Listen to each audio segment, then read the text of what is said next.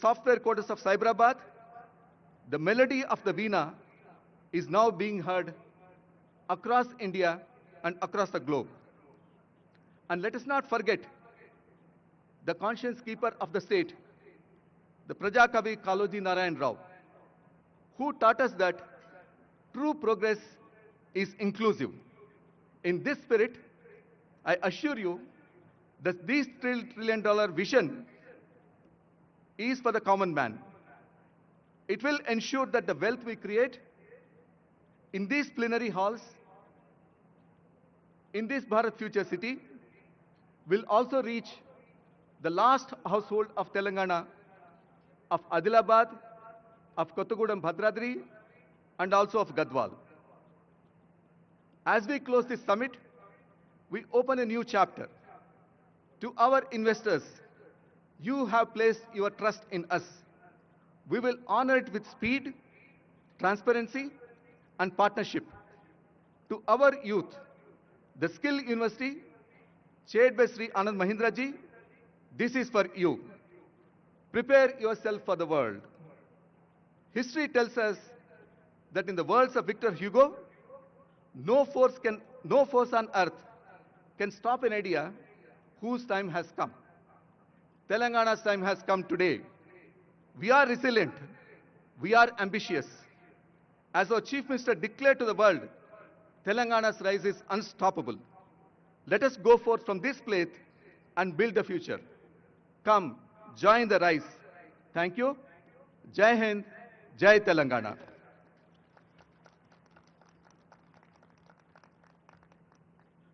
Now I would request Sri Anand Mahindra ji to kindly address the gathering.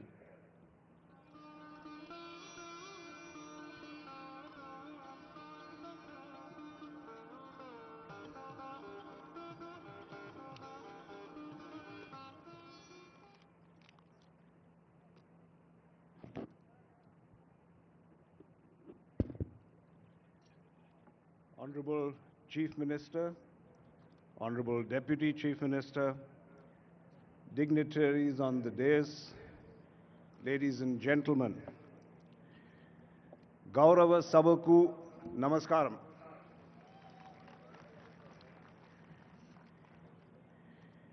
Now, I'm sure many of you here today have at some point in your lives experienced a moment when suddenly the horizon of possibilities opened up in front of you.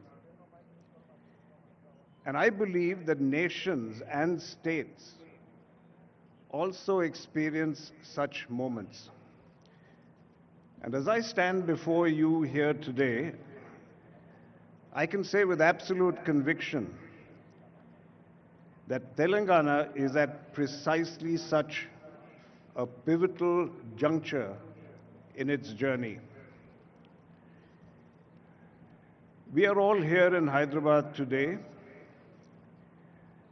when a bold manifesto for the future is about to be launched. Now, I had the privilege of reviewing this vision a short while ago, and frankly, I was astonished. And I don't use that word lightly. The great artist and inventor Michelangelo is believed to have said that the greatest danger for most of us is not that our aim is too high and we miss it, but that it is too low and we reach it. Now, after seeing the blueprint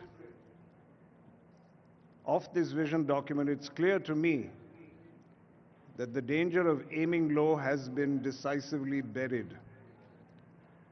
This has got to be one of the most ambitious and genuinely people-centric visions I have ever encountered, not just in India, but globally. Equally impressive is not just the scale of ambition, but the depth of its foundation. And I want to emphasize that this vision was co-created. And I repeat, it was co-created. It was not written in isolation.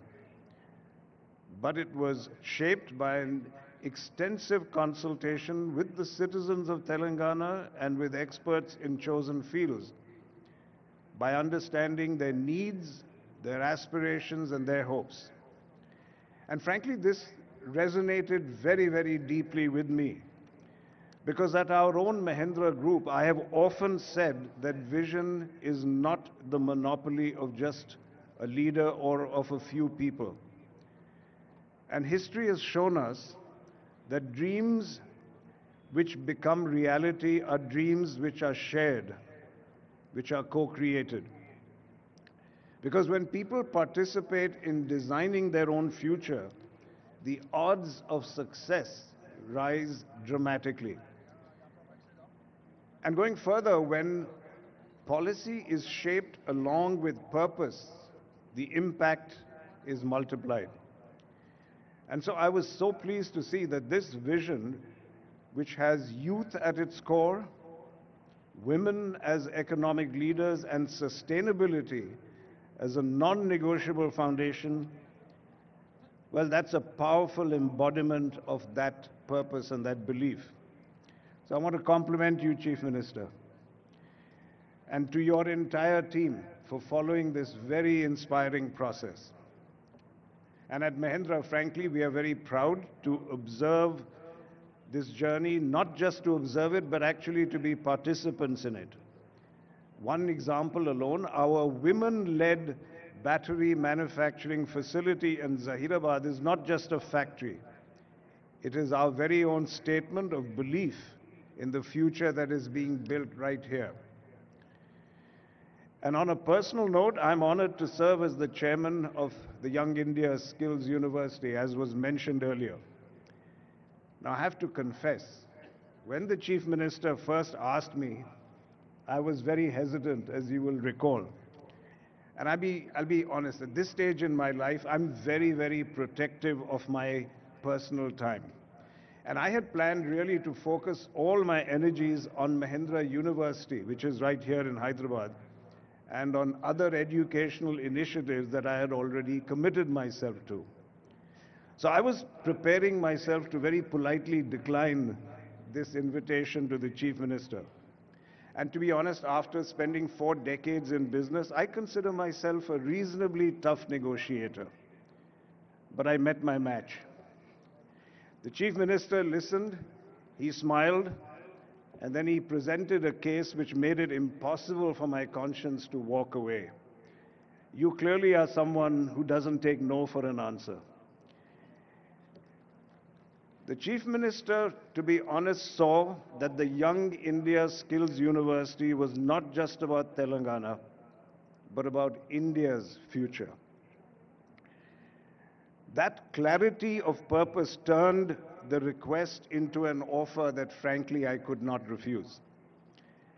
And since accepting this role, my conviction in this role has only deepened. And let me explain why. We are living through a digital tsunami. Artificial intelligence dominates global conversations, and it's often accompanied by fear of what AI and the future will bring. But I want to take a contrarian view. I believe that the more digital the world becomes, the more valuable the human touch will be. As AI inevitably absorbs the repetitive and the routine, value shifts to what machines cannot replace: the skill of the hand, the intuition of the craftsperson, the empathy of the caregiver, and the problem-solving grit of the technician. And just look around at many developed countries today and developed economies. Their challenge is not a lack of capital or technology. It is really the hollowing out of skilled real-world talent. They have a surplus of managers, but they have a shortage of makers. Nations are built not only on the cloud, but firmly on the ground. And happily, Telangana is choosing a different path. Through this Young India Skills University, we are asserting that blue collar is the new gold collar. We are preparing a workforce that is not threatened by AI, but which is going to be indispensable despite AI. And to help shape such a generation, one that can serve India and a world hungry for skill, well, that's a privilege that I rank amongst my highest. So thank you, Chief Minister, for making me part of that mission. And to the people of Telangana, I must tell you the Mahindra Group is not going to be a bystander. We will stand with you as you turn this distilled ambition of your people into prosperity. Thank you, and dhanyavad mulu.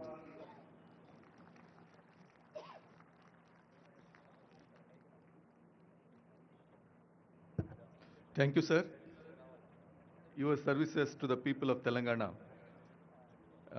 as you have rightly observed initially, you were reluctant, but nevertheless, we have seen the Young India Skills University taking roots, shape, and it's blooming. And I'm sure that thousands of children will be benefited from the skills which they learn there. Now, there is a message by Sri Raghuram Rajan, former Governor of Reserve Bank of India, who is also part of the state's advisory council. Can you kindly play the message, please?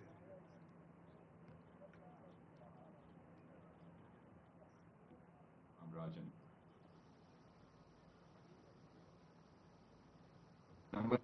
Namaskar. My name is Raghuram Rajan, and I'm on the Advisory Council for the Telangana Rising Vision Plan 2047. There's a problem with the video. Can you please check? Yeah.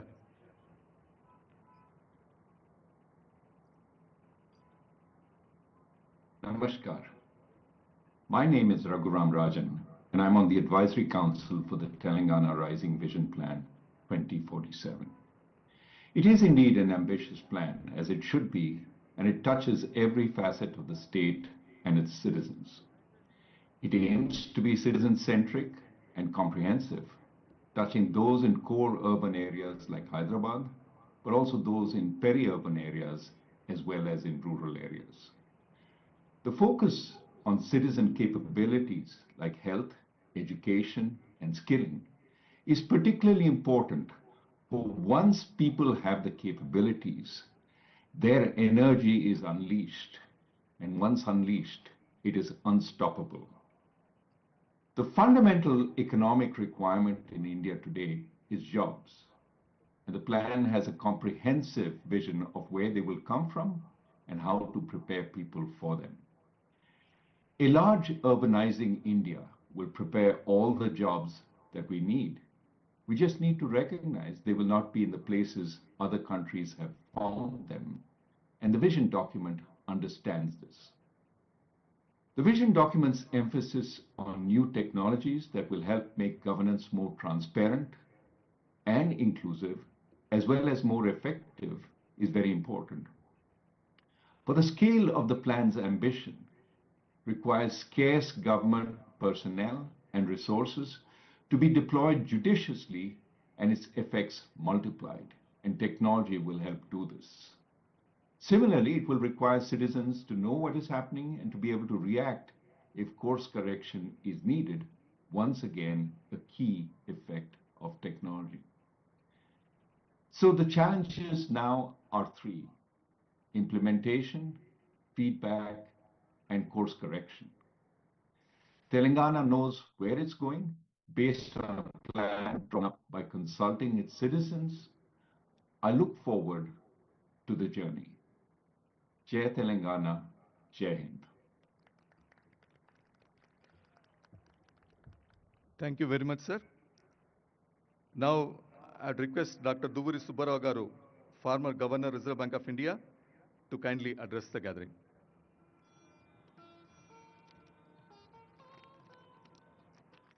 Chief Minister Sri Revanth Reddy, Deputy Chief Minister Bhattivekamar Garu, all the dignitaries on the stage, and all my friends. I'm delighted to be here, part of the Telangana Rising celebrations in this future Bharat city. It's an occasion to set goals for the next 2 decades and position Telangana as the #1 state in the country, a very lofty ideal.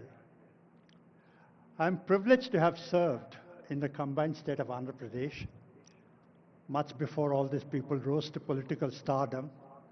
I have very fond memories. I worked in parts of Telangana. I was Collector Khammam when our Deputy Chief Minister must have been in school, and then I was Finance Secretary of the combined state. Although the state is administratively and politically divided, I feel emotionally at home in both Andhra Pradesh and Telangana. And Hyderabad is my home now, Telangana is my state now, but I belong to the entire combined Andhra Pradesh. Over the last 10 years, Telangana has clocked remarkable progress. A state once known for feudalism, poverty, backwardness, ignorance, is today possibly the #1 state, clocking possibly the highest growth rate in the country over the last 10 years. Hyderabad, this charming, beautiful city, is a jewel.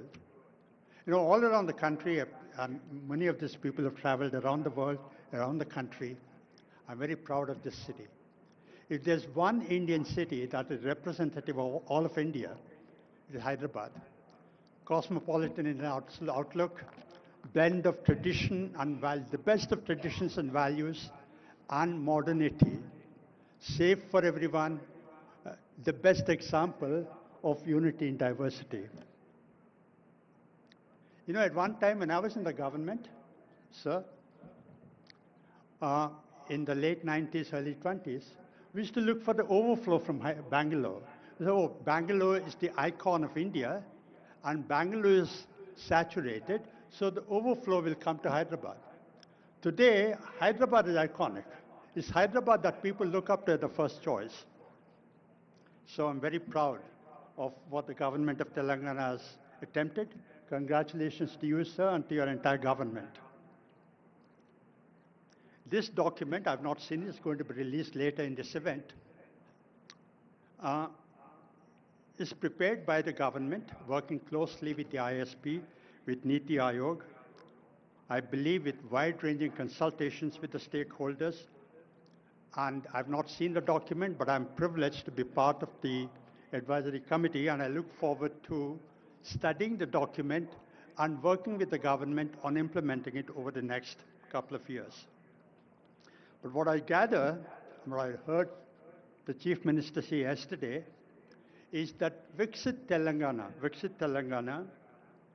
wants to be the #1 state in the country with $1 trillion GSDP by 2034 and $3 trillion by 2047, the centenary of the independence. Today, the GSDP of Telangana is about 16.7 trillion rupees, which roughly translates to $250 billion. We are at $250 billion today. We've got to get to 3 trillion in 22 years, which means multiply the GSDP by 15 times. And if you do simple arithmetic, it means that the state has to grow by about 8 to 9%, perhaps even faster. One trade of lead, that's a tough goal, a challenging goal, difficult, but not impossible. One trait of leadership is actually to set impossible goals, near impossible goals. So I want to congratulate the government for setting that goal. Yesterday, the Chief Minister mentioned that Telangana wants to replicate the Gyeongdong success. Gyeongdong is the best practice in accelerated growth rate. Not perfect, but probably the best practice. I'm sure Telangana will do even better. It's presumptuous on my part to lay out the agenda, because the agenda for getting 2047 Telangana is large, complex, and that's going to be in the document. It'll be presumptuous for me to second-guess that at the moment. But I want to make a few points at this stage. The first is the state must build on its core competence. Hyderabad is already known for its IT, its pharma, its biotechnology, services, Where I live in KPHB, there is GCCs coming up every day. So I see them, I experience them.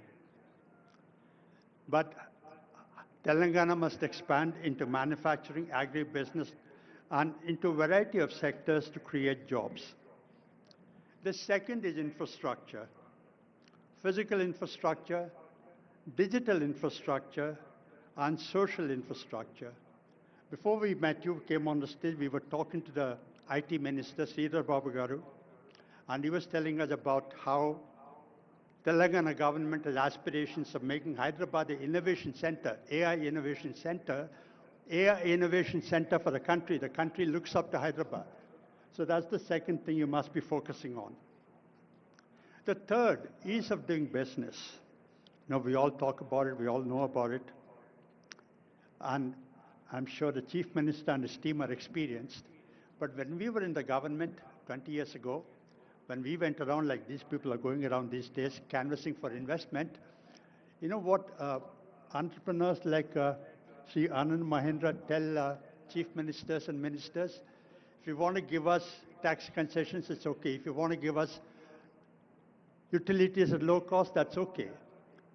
But what we want more than all this is law and order, rule of law, and no interference from your people. So ease of doing business is something that you must be concentrating on. Chief Minister, you said yesterday that you're not competing with the rest of the country, you're competing with globally. You know, actually, I think as the Deputy Chief Minister of Karnataka said yesterday, competing within the country is actually good. Healthy competition among states is good, and you're competing globally, setting yourself an aspiration. Primary education and primary health, I'm sure it's part of the agenda. Politicians don't normally, pardon me for saying this, I'm being a bit blunt, but politicians don't normally concentrate on education and health. The reason is, I'm not blaming anyone, but the reason is democratic compulsions force politicians to have a short-term horizon. Do things that will yield results in the short term. No, they tend to relegate long-term things, because they're things that will generate results much later, because they're not political priority. But they're very, very important, as you must have noticed. You know, Karl Johan Juncker, who was the former Chancellor of the EU, he said, we all know what is the right thing to do. He was a politician. No? He said, we know what's the right thing to do. We don't know how to get re-elected after that. I'm sure that Chief Minister Revanth Reddy and his team are going to find a new model and prove Karl Juncker wrong, that it is possible to do things and get re-elected. Okay? And then I saw in the papers, in the media, pure, rare, inclusive growth. I cannot emphasize this enough. You know, accelerating growth is important. Growth is necessary, but not sufficient. 8%, 9% growth, if it's just a number, if the benefits of growth are not widely shared, that growth cannot be sustained. So you must have inclusive growth, which means that the benefits of growth must go to the poorest person in Telangana, to the most farthest point in Telangana. I'm sure the vision document is going to concentrate on that. And skills, of course, it will be presumptuous on my part to talk about skills when Mr. Anand Mahindra is here, but skilling is very important. You know, skilling is a difficult thing to do because it will not be done by the private sector. The government will not do it, is incapable of doing it. So you need public-private partnership, which we're seeing on the stage. Mr. Mahindra sitting next to the Chief Minister, that's exactly the partnership we require for skilling. And, you know, I want to tell a story. When I was appointed governor in 2008, 17 years ago, I was Finance Secretary to Government of India at that time.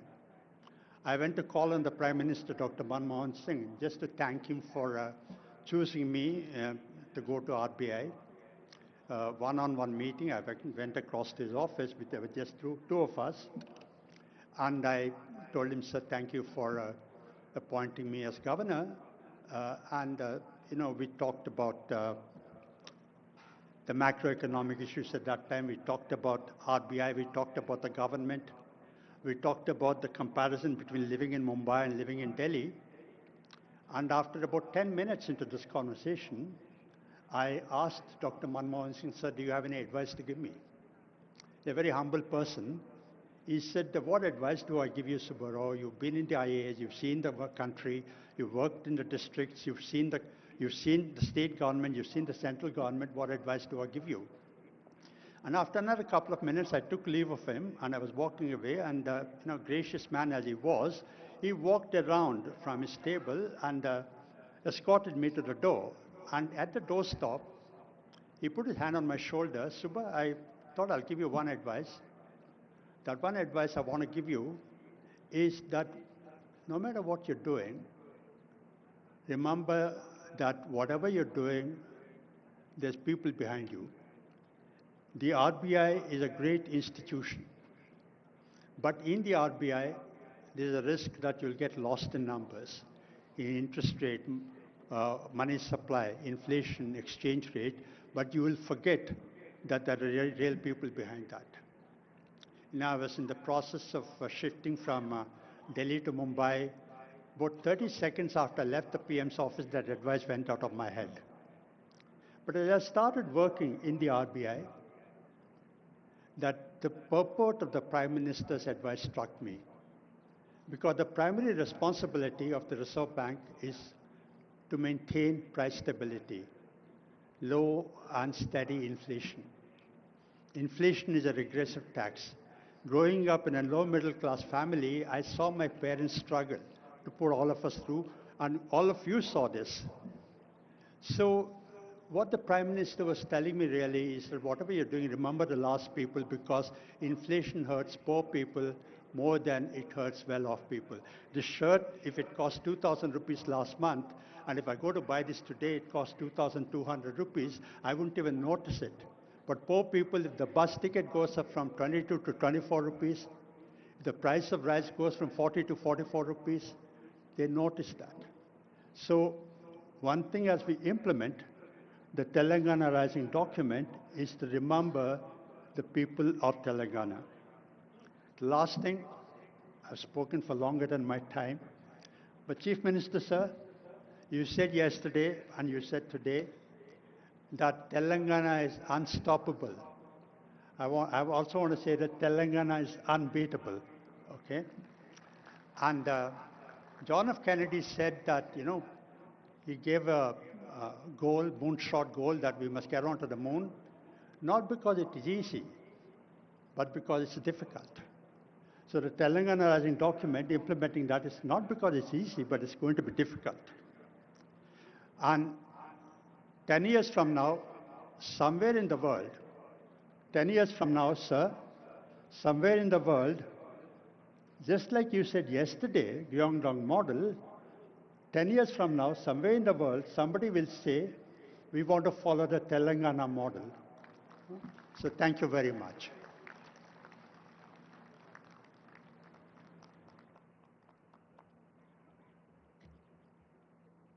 Thank you, sir. As a person who have walked at least part of my path in your footsteps, I am also an IIT Kanpur alumni like you, and then joined the civil services, and I've been finance secretary, blessed to be finance secretary, sir.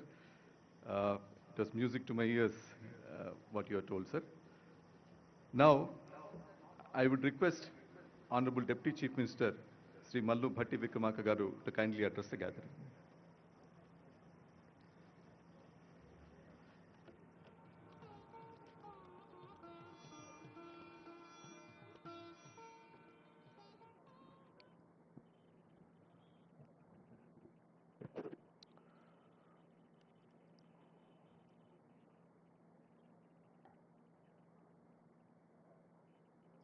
Sri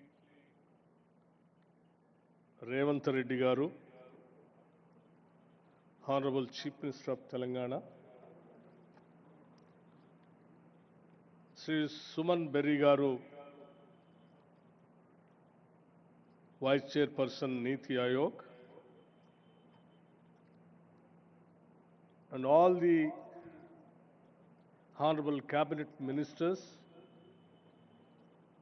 legislators, chairmen, and advisors of the government,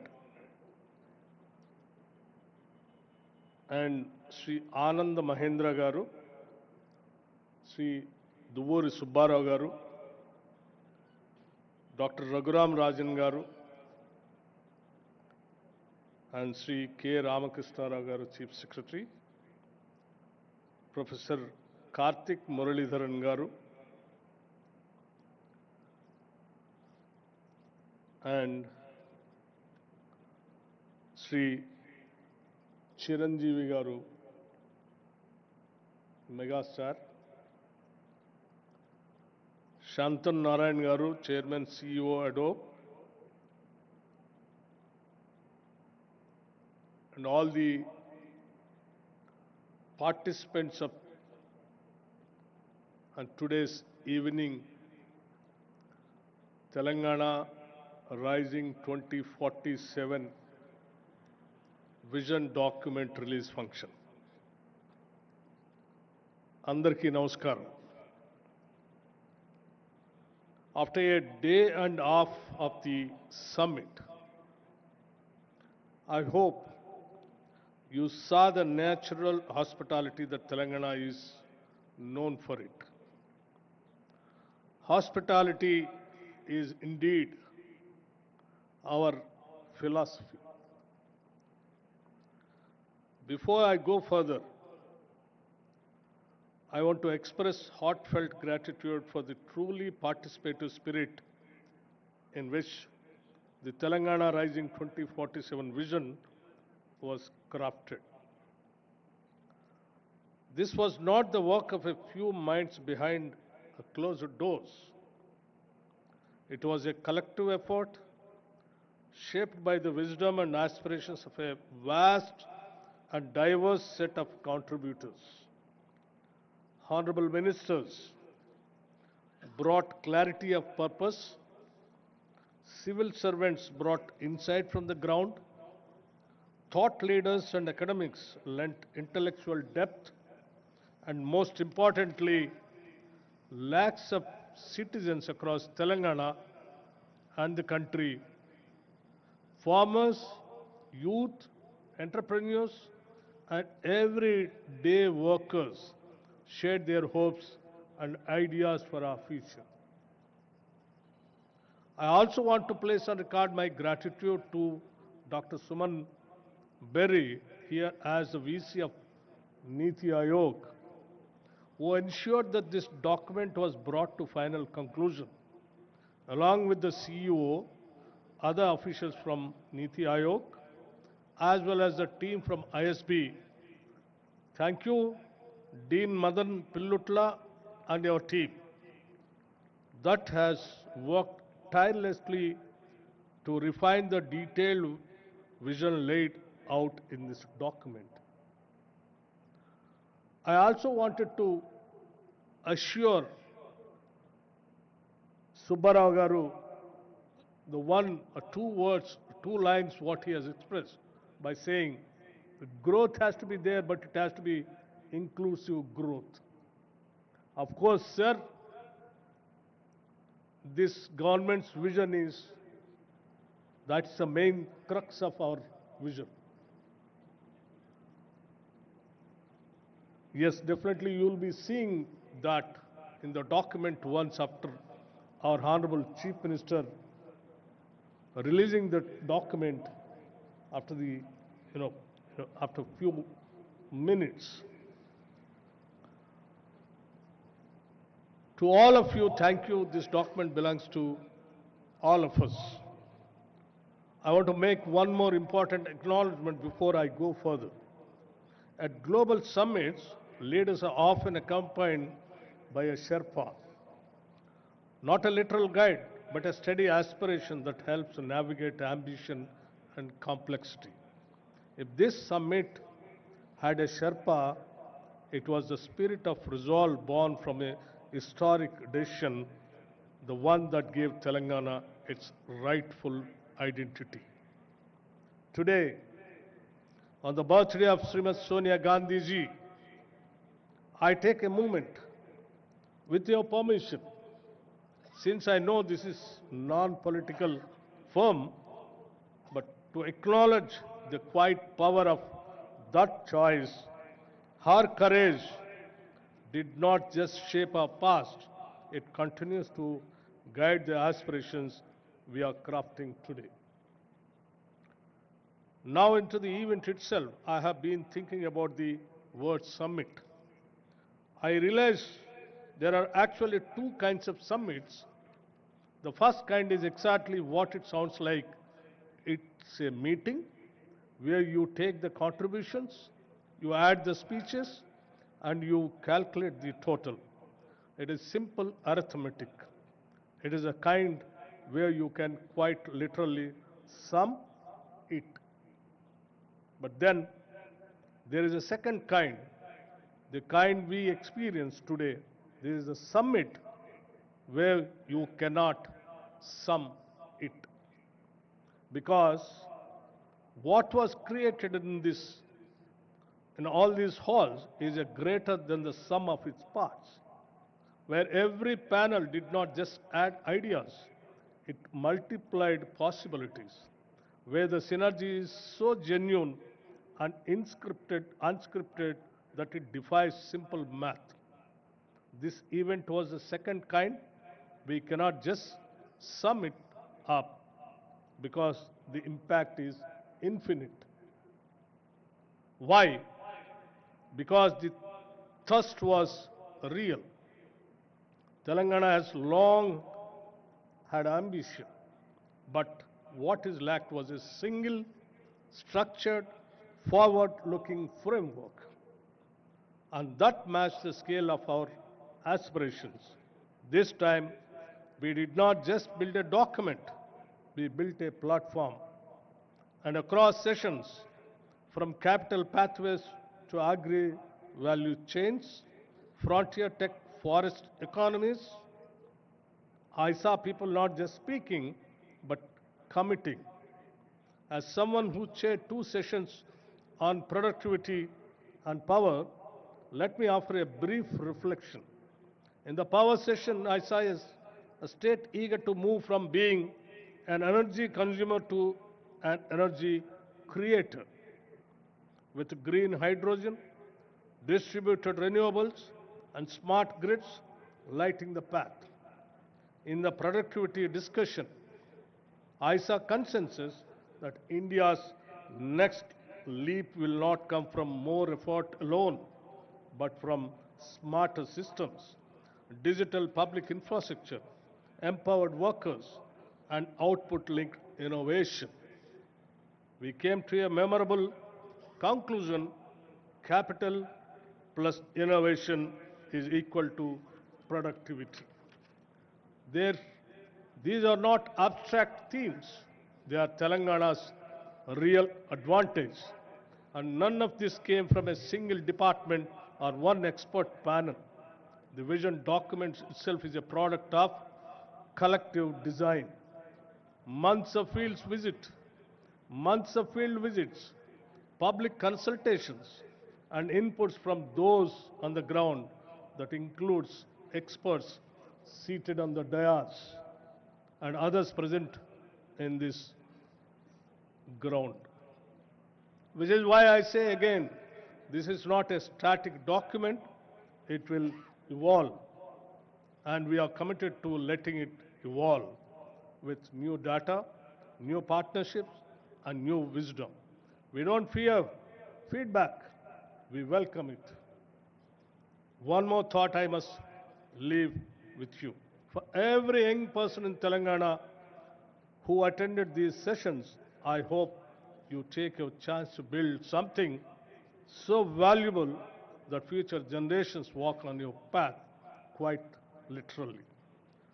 Let me end by saying to our guests, thank you for your solidarity and your confidence. To my colleagues in government, thank you for showing what coordination can truly look like. And to every participant, a speaker, an organizer, thank you for ensuring that we who organize this summit telling into more than the sum of its parts in the document. And also, I just wanted to make it very clear. Our Chief Minister, Sri Revanth Reddy Garu, and the entire cabinet is having only one goal, how to achieve the target what we kept, the 2047 $3 trillion economy, for which tirelessly the entire cabinet under the leadership of Sri Revanth Reddy Garu is willing to work. And when we announced that, people thought it is impossible. But we wanted to make it very clear. Impossible things, we wanted to make it possible. That is what Telangana. We will do that. Telangana is having all kinds of natural resources, human resources, and talented technical human resources.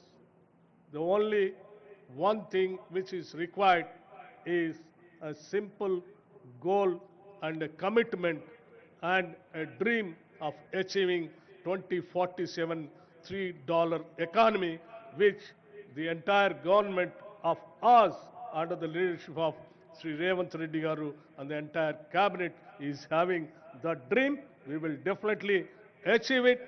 We will show to the whole world. Thank you very much. And Jai Telangana and Jai Hind.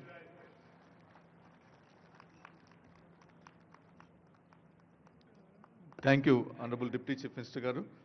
Now I'd request my colleague Jayesh to kindly introduce two sons of soil. I got an introduction to IIT Madras, Chennai, and I went there, and that was a terrific experience to me. I came to Canada in 1972 and learned a lot about business. I didn't know anything about business, learned a lot about business and investing. And 40 years ago, we began Fairfax Financial, 40 years ago.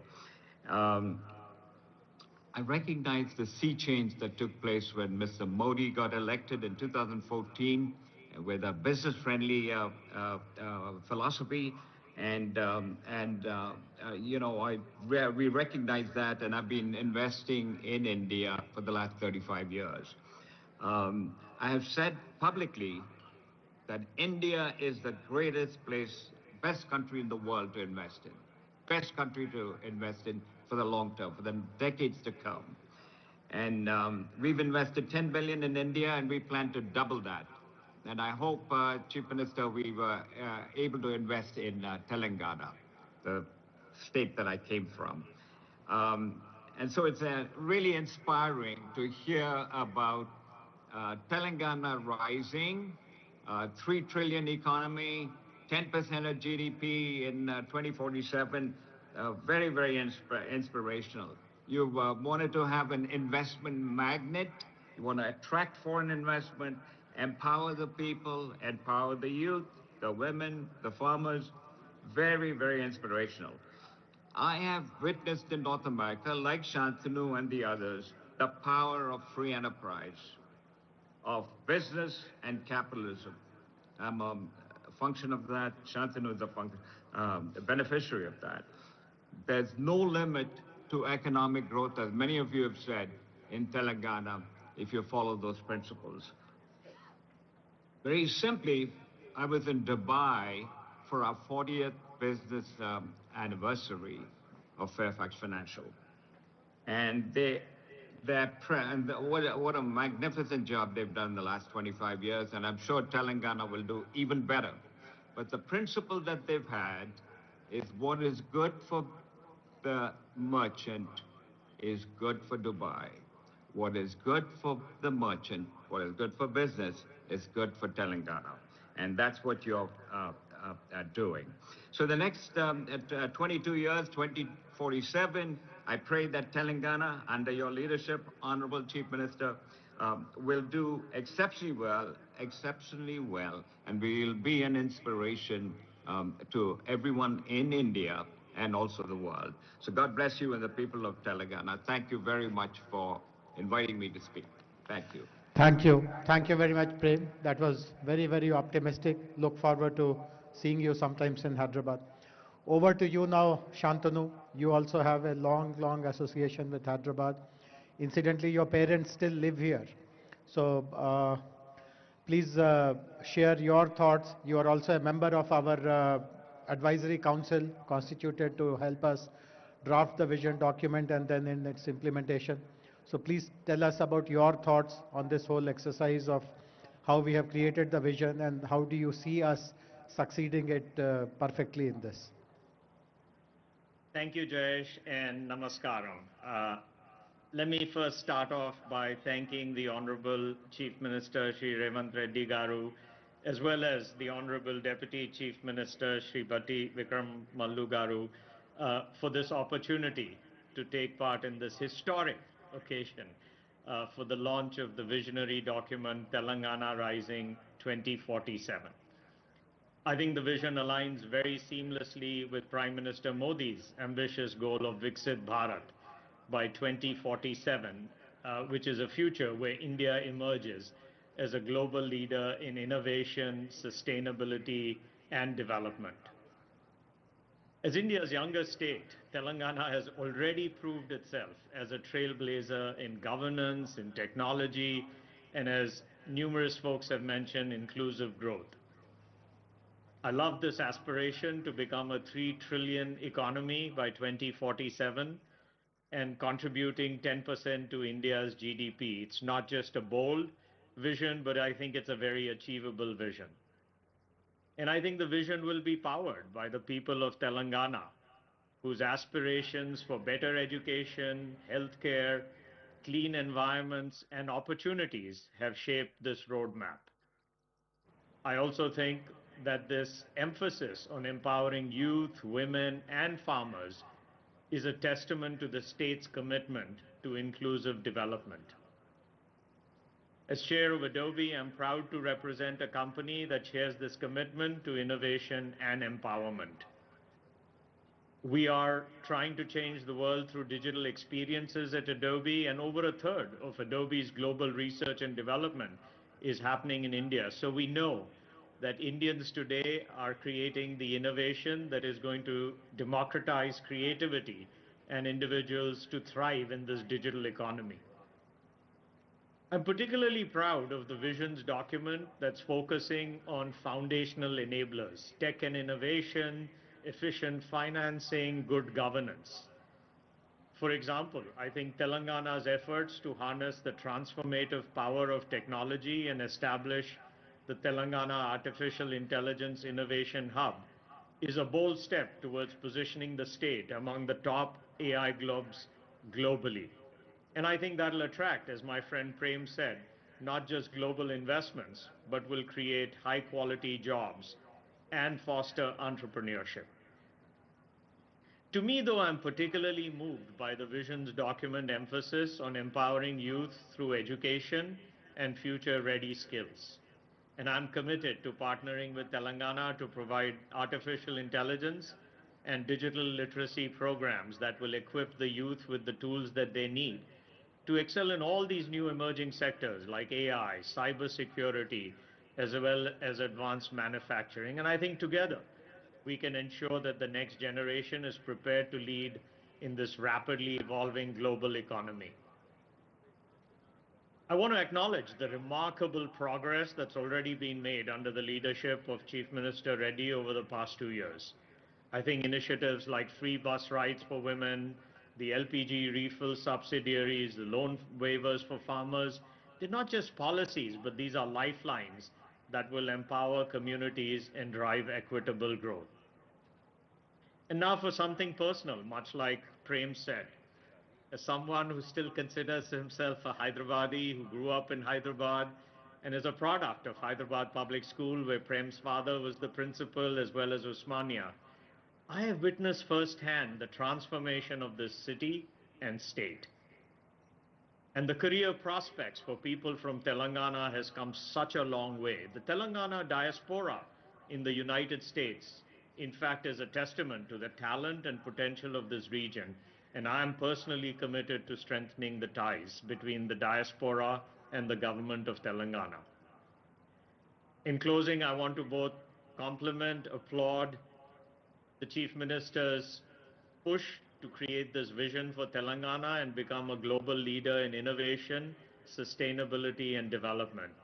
And I'm convinced that together we can create a future where technology uplifts individuals, businesses, and society as a whole. So thank you for inviting me. Jai Telangana, Jai Hind. Thank you very much, Shantanu. Thank you, Prem. And thanks for sharing your thoughts. Bye for now. Thank you. Thank you. Thank you very much. Now I would request Professor Karthik Muralidharan, the Tata Chancellor Professor of Economics at the University of California, to kindly address us. Professor Muralidharan has been working with several states in India through his center called Center for Effective Governance of Indian States. This is a very unique and innovative partnership which we are having with this center, of which he is the scientific director. A number of reform programs in India were initiated by this center. Many of them owe their genesis to Telangana because we have been working with them the longest. So now, Professor Muralidharan, please.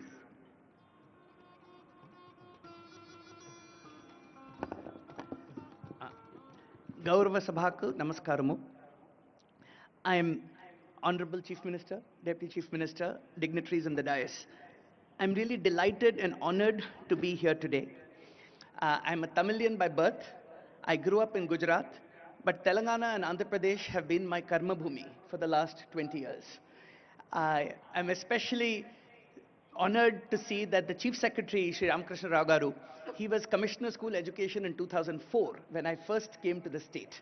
And that is where my journey of work in the state. There is no state in India I know better than Telangana and Andhra Pradesh, whether it's working in education, in welfare over the years. So that is the first connection to Telangana. Second, when this book came out, Honorable Chief Minister and Deputy Chief Minister were the first Chief Ministers I got to present the book to, and that was a wonderful, wonderful experience. We had a wonderful 2-hour discussion on a whole range of governance issues. And last, like Ramakrishna Rao Garu mentioned, the non-profit I founded, the Center for Effective Governance of Indian States. Our first state partnership was in Telangana. So in every way, Telangana has been the core of where a lot of my work has evolved. So I want to just make 2 remarks. The first is I want to highlight the centrality of state-led actions for national development. Almost every aspect of governance that touches the lives of citizens are actually controlled by state governments. Education, health, land, labor, safety, environment. So Government of India can provide guidelines and money, but the actual delivery is all with state governments. So if you look at the variation in outcomes across Indian states, that tells you how much state level leadership matters. Okay, so it is just wonderful to see this energy and this drive to think about a vision for Telangana and therefore set a vision for India itself. And I was particularly pleased to see that the benchmarks are global, because it is not enough to compete just with other states, but by setting global benchmarks, you are both elevating Telangana and elevating all of India. So there are already, like Ramakrishna Rao Garu mentioned, so many examples of initiatives in Telangana that have now been replicated across the country. I just want to mention one, which I played a small part in. And this is what is called the annual KPI survey, where Telangana has become the first state to have annual district level outcomes on every human development indicator, on education, on nutrition, so that we know that we are making progress towards the goals and not just setting goals and not knowing are we making progress. So that data is foundational, and this is now something that is being replicated across many states. So the second thing I want to say is that it is wonderful to set great goals, but getting there requires building more effective public systems. So like we say, you know, a famous politician said, you campaign in poetry, but govern in prose. You aim for the stars, but you walk on the ground. So, which means to get there, we need to build better public systems every single day. And one quote I want to highlight, which is there in the last page of my book, which is the best-selling book Atomic Habits by James Clear. It says, whether both successes and failures set grand goals. The difference between success and failure is the systems you build to get to the goals. So he says you don't rise to the level of your goals, you fall to the level of your systems, which means that the goal setting exercise is wonderful, but it has to be accompanied by the plodding hard work of building better public systems. And that basically means really revamping many aspects of our governance systems, which frankly haven't changed since the 1950s. So in many ways, unless you really improve governance in every single way, you will not be able to deliver those goals. So that means data and data systems and data-driven governance. It means paying attention to public sector human resource management. So the people in the government, whether the recruiting, the training, the skilling, the performance measurement and management, these are going to be the core elements of delivering on this vision. And finally, public finances, right? The scarcest thing the government has is money. Debt is a serious problem. So having certain principles of saying that money will be spent on the basis of both equity and efficiency. So how do you spend your scarce public money well is going to be the most important determinant of whether you are able to deliver this vision and catalyze industry, catalyze academia, catalyze society. So these are all areas that me and my team at CGIS are committed to supporting the state of Telangana on, and we are just grateful to have the opportunity to be part of this journey. So Jai Telangana, Jai Hind.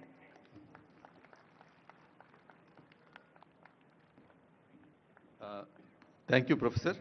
Uh, the book is looks like a big tome, but then it's a very easy read because a lot of examples from the states are also there. So I request that, all of you who are interested, you can kindly go through it. Now I'd request Professor Arvind Subramaniam, former Chief Economic Advisor to Government of India, to kindly address us. Arvind Subramaniam ji, as needs no introduction, is one of the most distinguished economists of the world, with a deep understanding of various issues and policies of China, not only a theoretical understanding, academic understanding, but also he was in the engine room because he was the chief economic advisor when the GST reforms were introduced in the country. And after that also he has been working with a number of states within the country. Now I request Professor Subramaniam to kindly address us.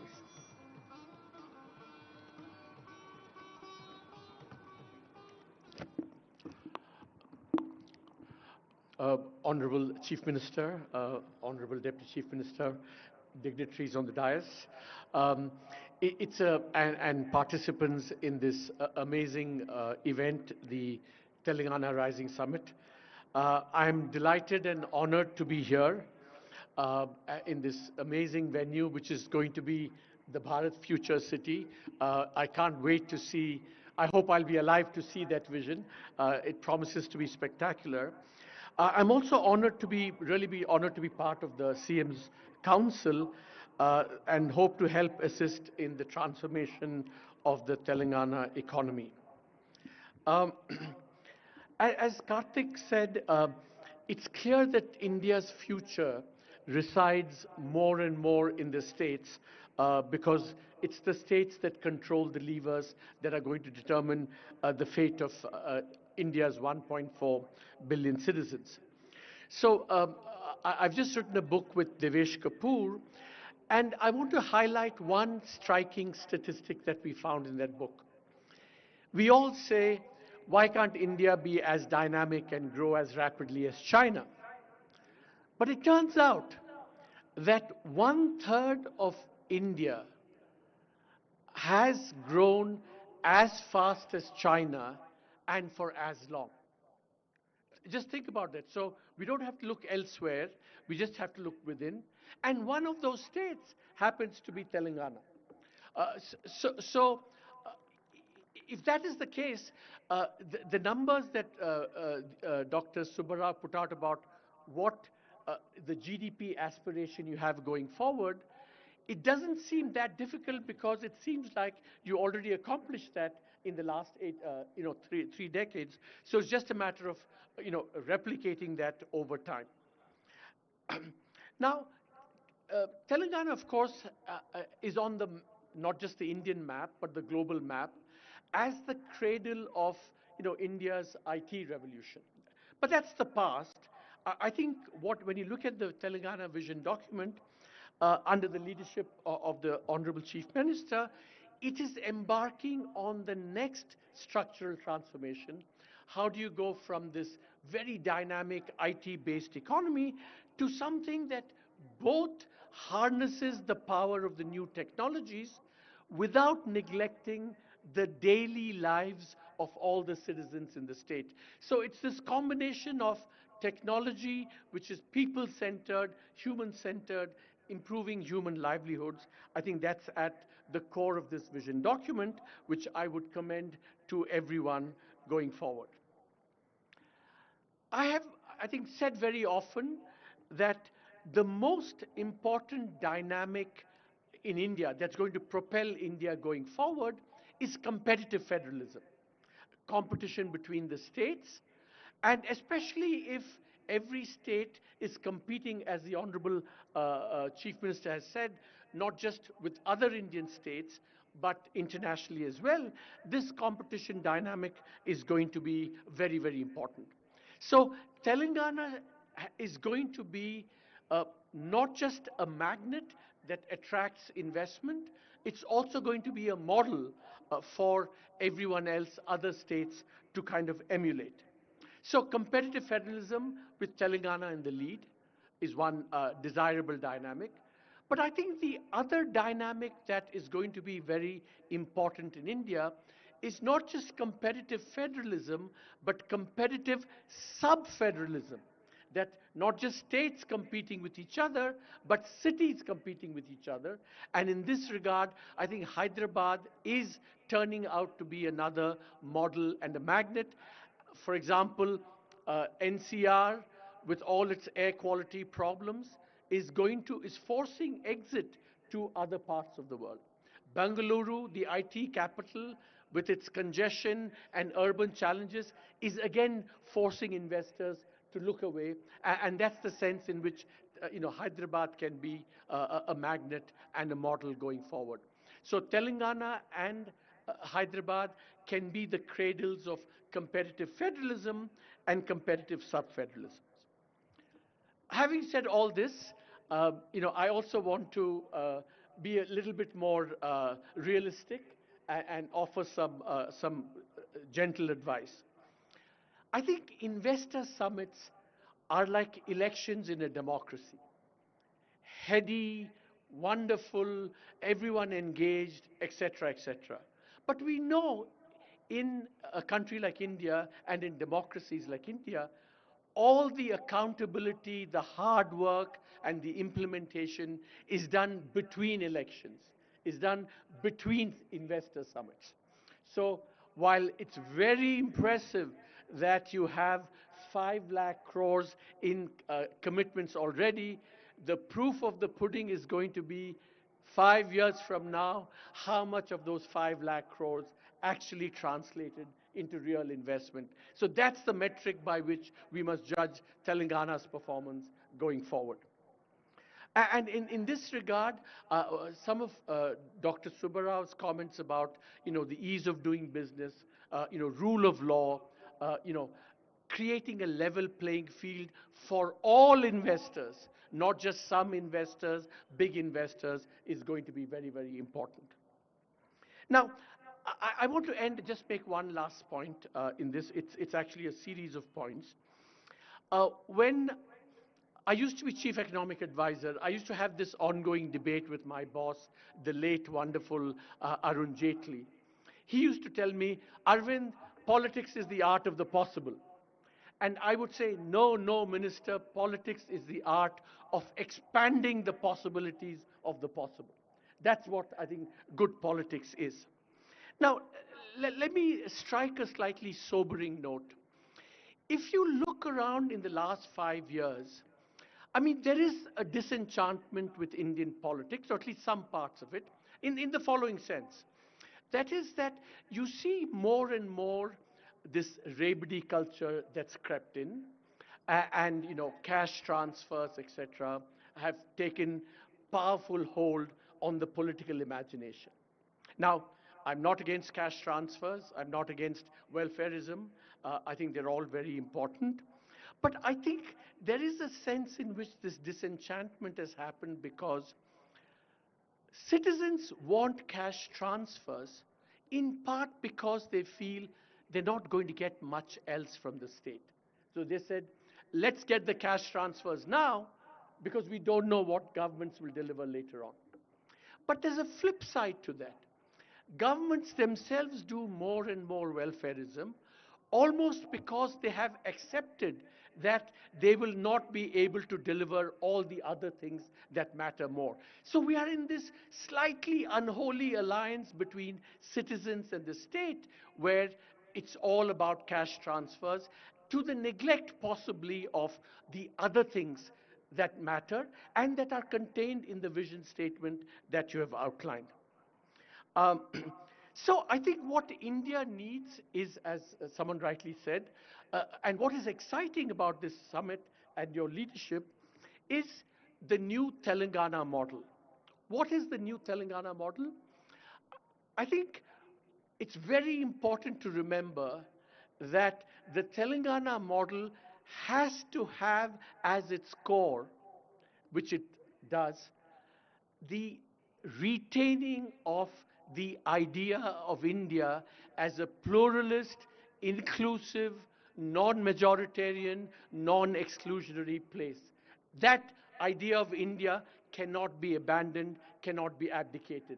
That is the foundation, or should be the foundation, of the Telangana model. But then, over and above that, what has to happen is the kind of political imagination that's been displayed in the Telangana Vision document, and converting that political imagination into a new reality is what has to be the Telangana model. And really, we've just written a book. In some ways, what we lament in the book is that the Indian political imagination has become stunted and stale. And what is really exciting about this, Honorable Minister, to be honest with you, and what makes me excited about working with Telangana, is this new political imagination which retains the idea of India, pluralist, non-majoritarian, inclusive, everyone, plus this new imagination where you combine technology and harness it for the good of the people. So good economics should be good politics. Good social policy should be good politics. And that hopefully will be the new Telangana model. Thank you, sir. As usual, Arvind sir, Professor Arvind sir has always brings us, while acknowledging the dynamism, the vision of our honorable CMs is also put some caution marks along the road. Now, I would request the video message by Mr. Tony Blair, the former Prime Minister of UK, to be played, please.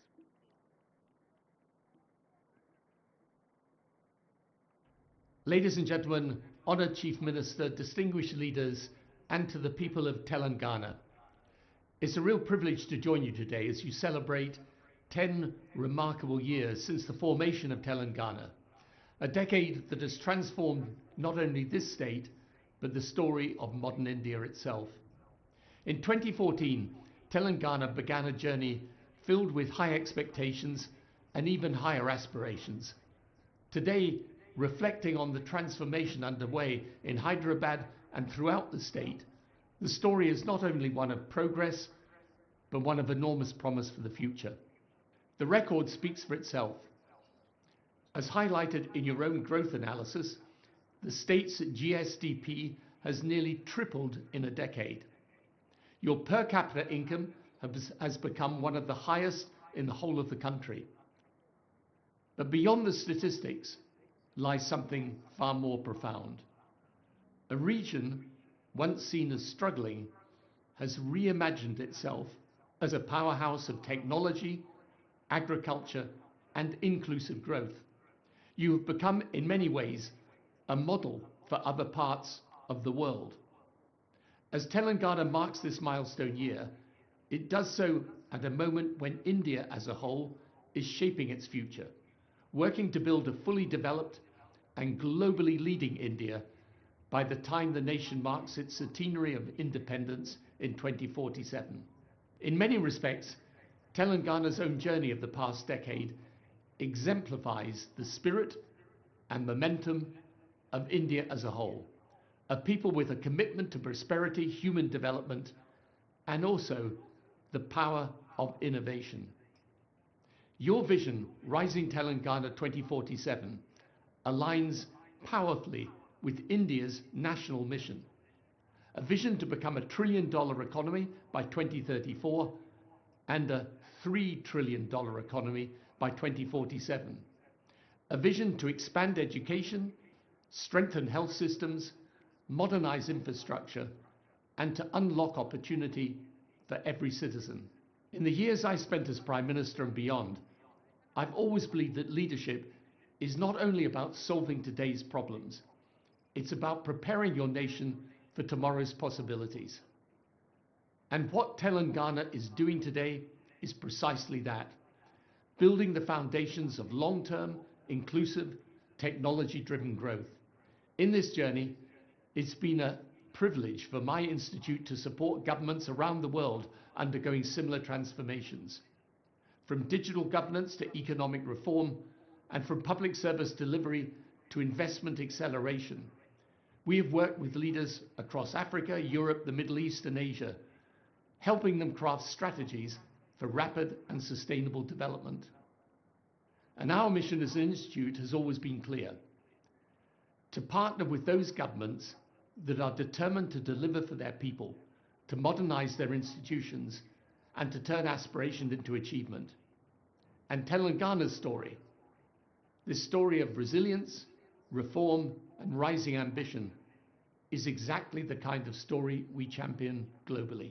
During my time as Prime Minister, the United Kingdom faced moments demanding bold action, improving our public services, modernizing our education system, embracing the beginnings of the technology revolution, and placing innovation at the center of national progress. What I learned then is what Telangana demonstrates today: that with clarity of vision, strong leadership, and a commitment to inclusion, extraordinary transformation is possible. And as India advances towards its goal of Viksit Bharat 2047, it is states like Telangana that will help to propel the nation forward. Telangana's achievements, therefore, are not just local successes. They're contributions to India's wider journey of becoming one of the world's great democratic, economic, and technological powers. So as Telangana embarks on its next decade, expanding its metro, modernizing irrigation, supporting women's empowerment, reforming governance to be more transparent and citizen-centered, and welcoming global investment, it does so from a position of immense strength. As you bring your summit to a close, let me end my remarks in the hope that I may visit you in person very soon, and by offering all the people of Telangana my warmest good wishes for continued progress and a future shaped by the confidence and ambition that define this remarkable state. Thank you. Thank you sir. ఇప్పుడు megastar, ఎవరికీ పరిచయం చేయాల్సిన అవసరం లేనటువంటి శ్రీ చిరంజీవి గారిని సభను ఉద్దేశించి ప్రసంగించవలసిందిగా కోరుతున్నాను.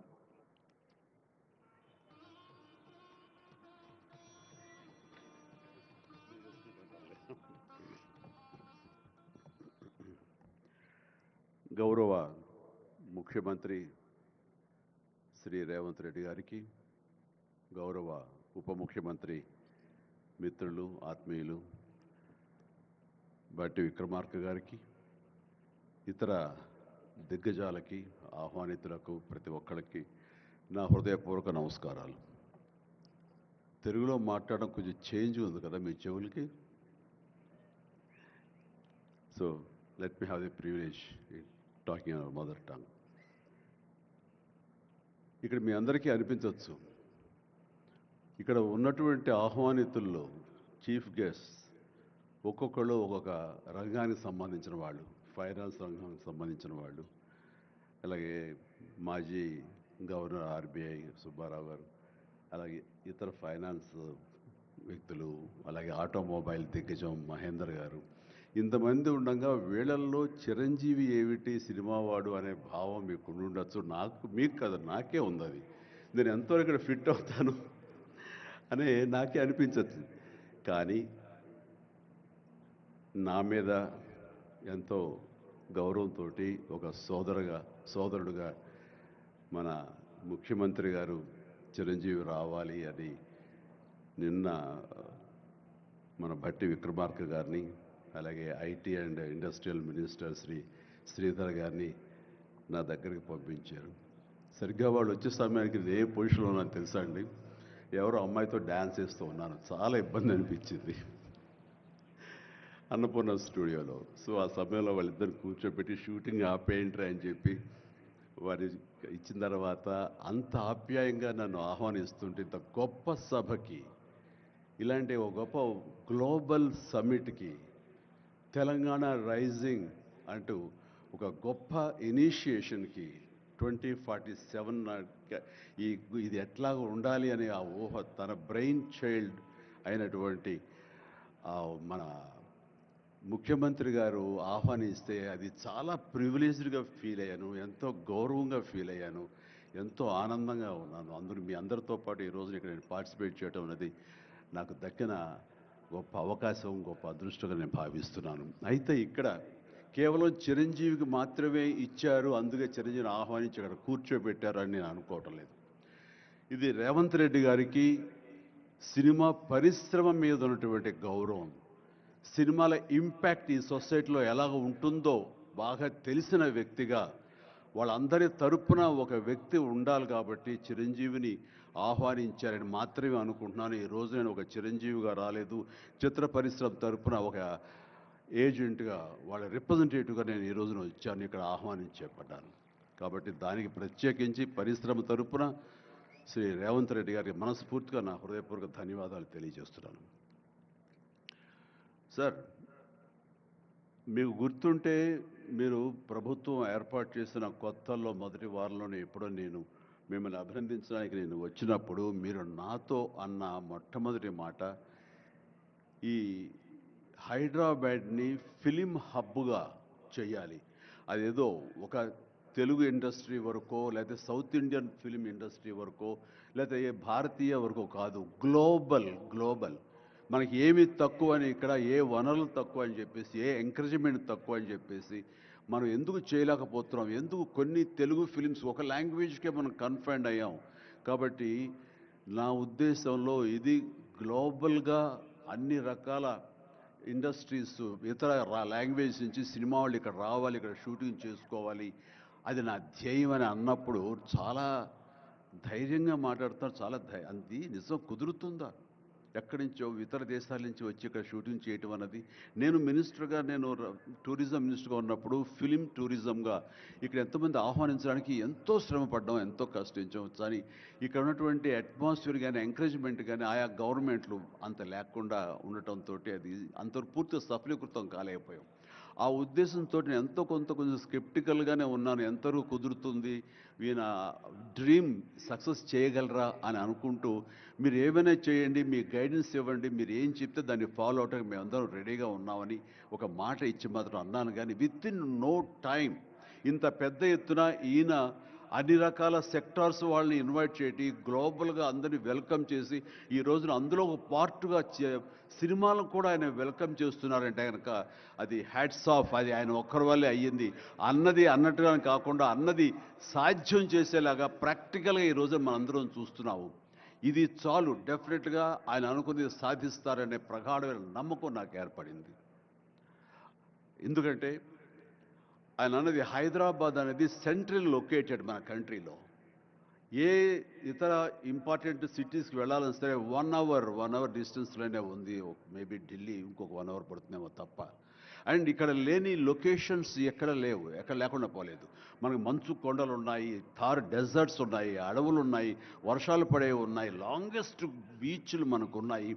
ఏమి తక్కువ, ఏ లొకేషన్స్ తక్కువ, ఏ వనరులు తక్కువ. ఇక్కడ పని చేయడానికి వాళ్ళకి స్కిల్ డెవలప్మెంట్ చేయగలిగితే కనుక పని చేయడానికి ఎంతోమంది ముందుకు వచ్చి సినిమా పరిశ్రమ ద్వారా ఉపయోగపడి వాళ్ళ కుటుంబాలకు వాళ్ళు ఉపయోగించుకుంటారు. ఇది ఆ పొటెన్షియల్ పూర్తిగా ట్యాప్ చేయలేదు అన్న మాట వాస్తవం. వారు అది నేను అంగీకరిస్తూ మా సలహాల కోసంగా ఆయన కొన్ని సెమినార్లు ఫ్యూచర్లో నడిపిస్తామన్నారు. ఇప్పుడు కూడా అలాంటి చిన్న సెమినార్లు మా పెద్దల మధ్య, సినిమా పెద్దల మధ్య జరిగింది. అయితే ఇది కాంప్రహెన్సివ్గా కన్సాలిడేట్గా జరిగేలాగా విత్ ఇన్ షార్ట్ టైం మేము అందరూ కూడా ముందుకు వస్తాము. ఇక్కడ ప్రపంచానికే ఇది అద్భుతమైనటువంటి సినిమా హబ్గా హైదరాబాద్ని చేయటంలో మేమందరం ముందుంటాము. అండ్ ఈ రోజున చూస్తే కనుక బాలీవుడ్ నుంచి సల్మాన్ ఖాన్, అజయ్ దేవ్గన్లు వచ్చి ఇక్కడ మేము స్మార్ట్ డిజిటల్గా కానీ అడ్వాన్స్డ్ ఫ్యూచరిస్టిక్ స్టూడియోస్ని మేము పెడతామని అంటాం అన్నది ఇది శుభారంభం. ఇదే ఇన్స్పిరేషన్గా నేను కానీ, నాగార్జున కానీ, వెంకటేష్ కానీ, ఇతర హీరోలు కానీ, ఇతర ప్రొడ్యూసర్స్, నిర్మాతలు ఎంతోమంది ఈ రోజున ఇక్కడ ఉన్నారు ఈ సభ్యుకుల్లో. వాళ్ళందరూ కూడా ముందుకు వచ్చి చేయాలన్న ఒక కుతూహలం కానివ్వండి, అది పూర్తిగా ఛార్జ్ అయి ఉన్నారంటే ఎలాంటి అతిశయోక్తి లేదు. అండ్ ఈ రోజున ప్రపంచపరంగా చూస్తే సినిమా ప్రభావం ఎంత ఉంటుంది, ఈ సాఫ్ట్ పవర్ ఎంత ఉంటుందన్నది నేషనల్ వైడ్గా కూడా కేంద్ర ప్రభుత్వం కూడా వేవ్స్ అనేది ఒకటి ప్రారంభించి అందులో మమ్మల్ని అందరూ కూడా పార్ట్ చేశారు. అంటే ఎకనామికల్గా అది ఎంత పవర్ ఇస్తుంది, మన కంట్రీ జీడిపికి ఎంత కంట్రిబ్యూట్ చేస్తుందో అనడానికి బాగా వాళ్ళందరికీ తెలిసిన వాళ్ళు కాబట్టి సినిమా మీద అంత దృష్టి పెట్టారు. సినిమాని కేవలం పేరు తీసుకురావడమే కాకుండా ఎంతో కంట్రిబ్యూట్ చేస్తుంది, ఎంతోమందికి ఎంప్లాయ్మెంట్ జనరేట్ చేస్తుంది, ఎంతోమందికి ఉపాధి కల్పిస్తుంది. అంటే ఉదాహరణకి కొరియా తీసుకుంటే కనుక కొరియాలో బిగినింగ్ ఇనీషియల్గా వాళ్ళందరూ యూత్ అనేవాళ్ళు నైట్ ఈవినింగ్ అయ్యేసరికి చాలా పక్కదారులు పడుతున్నారు, కొన్ని వ్యసనాలకి లోనవుతున్నారు. ఆ రకంగా యూత్ నిర్వీర్యమైపోతుంది. ఏం చేయాలంటాం వాళ్ళందరూ కలిపి వీళ్ళని ఎంటర్టైన్మెంట్ వైపు కనుక మనం డైవర్ట్ చేయగలిగితే, be it is music, be it is singing or films, ఇంకోటి ఇవన్నీ ఎంటర్టైన్మెంట్గా చేయగలిగితే కనుక వాళ్ళు ఆక్యుపై అయి ఉంటారు. తద్వారా వాళ్ళు ప్రోగ్రామ్స్ ఇవ్వగలుగుతుంటారు. వాళ్ళందరూ నిష్ణాతులయ్యి వాళ్ళ ఫ్యామిలీకి వాళ్ళు బాసటగా ఉంటారు. తద్వారా వాళ్ళ నుంచి జనరేట్ అయ్యి ఎంతో కొంత వాళ్ళు క్రైమ్ వైపు వెళ్లకుండా ఉంటారు. ఆ రకంగా క్రైమ్ రేట్ తగ్గించుకోవచ్చు అనే భావంతో కొరియన్ గవర్నమెంట్ స్టార్ట్ చేసింది. కానీ ఈ రోజున ప్రపంచపరంగా Korea K pop, K drama, K music అంటూ కొరియన్ వాళ్ళ ఎకానమీ, వాళ్ళ జీడిపికి ఎంతో కొంత కంట్రిబ్యూట్ చేస్తుంది. ఎన్నో బిలియన్స్ ఆఫ్ డాలర్స్ కంట్రిబ్యూట్ చేస్తుంది ఈ యొక్క సాఫ్ట్ పవర్ మ్యూజిక్ అన్నది. అలాగే జపాన్ కూడా యానిమే అని చెప్పేసి వాళ్ళు కూడా వాళ్ళ సాఫ్ట్వేర్, వాళ్ళ ఎంటర్టైన్మెంట్ సంబంధించి ఈ ఎంటర్టైన్మెంట్ యానిమేటెడ్ ఫిలిమ్స్ కూడా ఎంతో కొంత కంట్రిబ్యూట్ చేస్తుంది. అలాగా మీరు ఈ సినిమా ఇండస్ట్రీ మీద, సినిమా పరిశ్రమ మీద ఆల్ ఇండియా లెవెల్లోనూ ఇంటర్నేషనల్ లెవెల్లోనూ ఇక్కడ కనుక వెల్కమ్ చేయగలిగి వాళ్ళకి కావాల్సిన ఇన్ఫ్రాస్ట్రక్చర్ కనుక మీరు ఇక్కడ ప్రొవైడ్ చేయగలిగితే, చేస్తానికి మీరు ప్రిపేర్ అయి ఉన్నారు, చేయగలిగితే కాదు చేస్తున్నారు. దానికి మా నుంచి పార్టిసిపేషన్ కావాలి. ఉదాహరణకి బట్టి గారు నిన్న అన్నారు, సో మన ముఖ్యమంత్రి గారు మీ అందరికీ కూడాను ఇక్కడ ఏమి కావాలి, ఎలాంటి ఇన్ఫ్రాస్ట్రక్చర్ కావాలి, ఏ రకమైన వసతులు ఏర్పాటు చేయాలి అని చెప్పండి అన్నప్పుడు నాకు వెంటనే స్పాంటైనియస్గా తోచింది, నేను వారితో పార్టిసిపేట్ చేస్తాను. ఇక్కడ స్కిల్ డెవలప్మెంట్ కోసంగా మనం కొన్ని ఇన్స్టిట్యూషన్స్ పెట్టాలి. అది డ్రైవర్ల దగ్గర నుంచి, మేకప్ మెన్ల దగ్గర నుంచి, కాస్ట్యూమర్స్ దగ్గర నుంచి, ఒక ఎడిటింగ్ దగ్గర నుంచి, సౌండ్ సిస్టమ్ దగ్గర నుంచి, కెమెరామెన్లు, డిఓపీలు అండ్ యాక్టింగ్ సంబంధించిన స్కిల్స్ కానివ్వండి, అలాగే డైరెక్షన్ కానివ్వండి, వాట్ నాట్ ఎన్నో ఈ ఇండస్ట్రీలో ఎన్నో శాఖలు ఉన్నాయి. ఆ శాఖల్లో ఎంతోమంది ఎంతూజియాస్టిక్ కుర్రవాళ్ళు ఉన్నారు.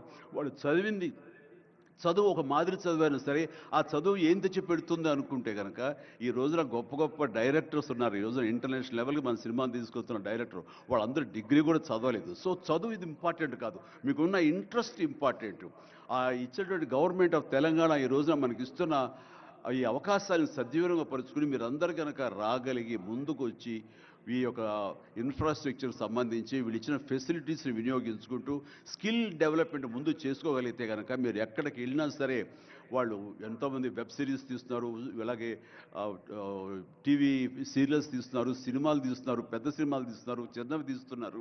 అలాగే ఈ రోజున కేవలం స్క్రీన్ మీదే కాకుండా మొబైల్కి సంబంధించినటువంటి సినిమాలు కూడా చాలామంది తీయటానికి సమాయత్తం అవుతున్నారు. ఇది ఫ్లిప్ అని ఇంటర్నేషనల్గా వస్తుంది. ఇప్పుడే మహేంద్ర గారు నాతో మాట్లాడుతూ ఈ వర్టికల్ సంబంధించిన ఫిలిమ్స్ 3 minutes నిడివి, అయితే 10 minutes మ్యాక్సిమం 10 minutes నిడివి ఉన్నటువంటి సినిమాలు మనం చేయగలిగితే అది ప్రతి వాళ్ళ చేతుల్లో ఉండి అది వాళ్ళందరూ ఎంటర్టైన్ చేయగలుగుతుంది. దానివల్ల ఎంతో ఎకానమీ మనం డెవలప్ చేయొచ్చు, ఎంతోమందికి ఉద్యోగ అవకాశాలు ఇవ్వచ్చు. నేను దాన్ని ఇనిషియేట్ చేస్తానంటూ మహేంద్ర గారు చెప్తూ వచ్చారు. సో ఇవన్నీ కూడా ఇది సాదాసీదాటువంటి కాదు. సినిమా ఏదో ఆడుతుంది, 2 రోజులు డబ్బులు తెచ్చి పెడుతుంది, వాళ్ళు ఏదో మిగుల్చుకుంటారు కోట్లు అంటే తేలిగ్గా చూడదు. దీని వెనకాల చూస్తే కనుక లక్షలాది మంది యూత్ ఈ అవకాశాన్ని సద్వినియోగపరుచుకుని అభివృద్ధిలోకి రావచ్చు, పేరు ప్రఖ్యాతులు సంపాదించవచ్చు. తద్వారా ఇన్ రిటర్న్ మీరు కూడా ఈ కంట్రీకి, మన తెలంగాణకి మీరు ఎంతో కొంత ఎకనామికల్గా మన గ్రోత్ అవడానికి ఆర్థికంగా కూడా మీ సపోర్టు లభిస్తుంది. It's mutually reciprocal. కాబట్టి ఈ రోజున ఇక్కడ స్టూడియోకి స్థలాలు ఇస్తామంటున్నారు. స్కిల్ డెవలప్మెంట్కి కావాల్సిన క్లాసెస్ కావాల్సిన ఫ్యాకల్టీస్ కనుక అధ్యాపకులు మనం తెచ్చుకుంటే వాళ్ళ ద్వారా ఎంతోమంది ట్రైనింగ్ ఇచ్చిన వాళ్ళం అవుతాము. ఇది సద్వినియోగపరచుకోండి. దీని మీద మన ఇండస్ట్రీలో పెద్దలు కూడా సీరియస్గా ఆలోచించండి. దీని మీద నేనైతే సీరియస్గా తీసుకున్నాను, వారితో అదే అన్నాను. మీరు ఒక సెమినార్ లాంటిదో లేకపోతే చిన్న క్లోజ్డ్గా మీరందరూ నాకు ఇన్వైట్ చేయగలిగితే కనుక ఇలాంటివి ఏమైనా సదస్సులు మాకు చిన్న ఎత్తులో సినిమాకు సంబంధించి మీరు చేయగలిగితే కనుక మేమందరూ దీన్ని మరింత ముందుకు తీసుకువెళ్ళి మీ కళ ఏదైతే ఉందో, మీ బ్రెయిన్ చైల్డ్ ఏదైతే ఉందో దాన్ని ముందుకు తీసుకెళ్ళి ప్రపంచం మొత్తం ఎంటర్టైన్మెంట్ రంగానికి సంబంధించి ఈ తెలంగాణ వైపు, ఈ హైదరాబాద్ వైపు మనం చూసేలాగా చేయగలుగుతాం. చేస్తామన్న ధైర్యం నాకుంది, భరోసా ఇస్తున్నాను. నా వంతు కృషి నేను చేస్తాను. నా ఈ అవకాశం ఇచ్చేందుకు ధన్యవాదాలు మా ముఖ్యమంత్రి గారికి, అలాగే ప్రతి ఒక్కరికి నా హృదయపూర్వక ధన్యవాదాలు మరొకసారి తెలియజేస్తున్నాను, ముగిస్తున్నాను. జై తెలంగాణ, జై హింద్. ధన్యవాదాలు సార్. మీరు మా చెవులకు పట్టిన తుప్పును వదిలించారు తెలుగులో మాట్లాడి. ఇప్పుడు శ్రీ సుమన్ బెర్రీ గారు, Shri vice chairman NITI Aayog. I request sir to kindly address the gathering. Niti Aayog has helped us in drafting this document. Their team has guided us, sir. So now I request you to kindly address us, sir.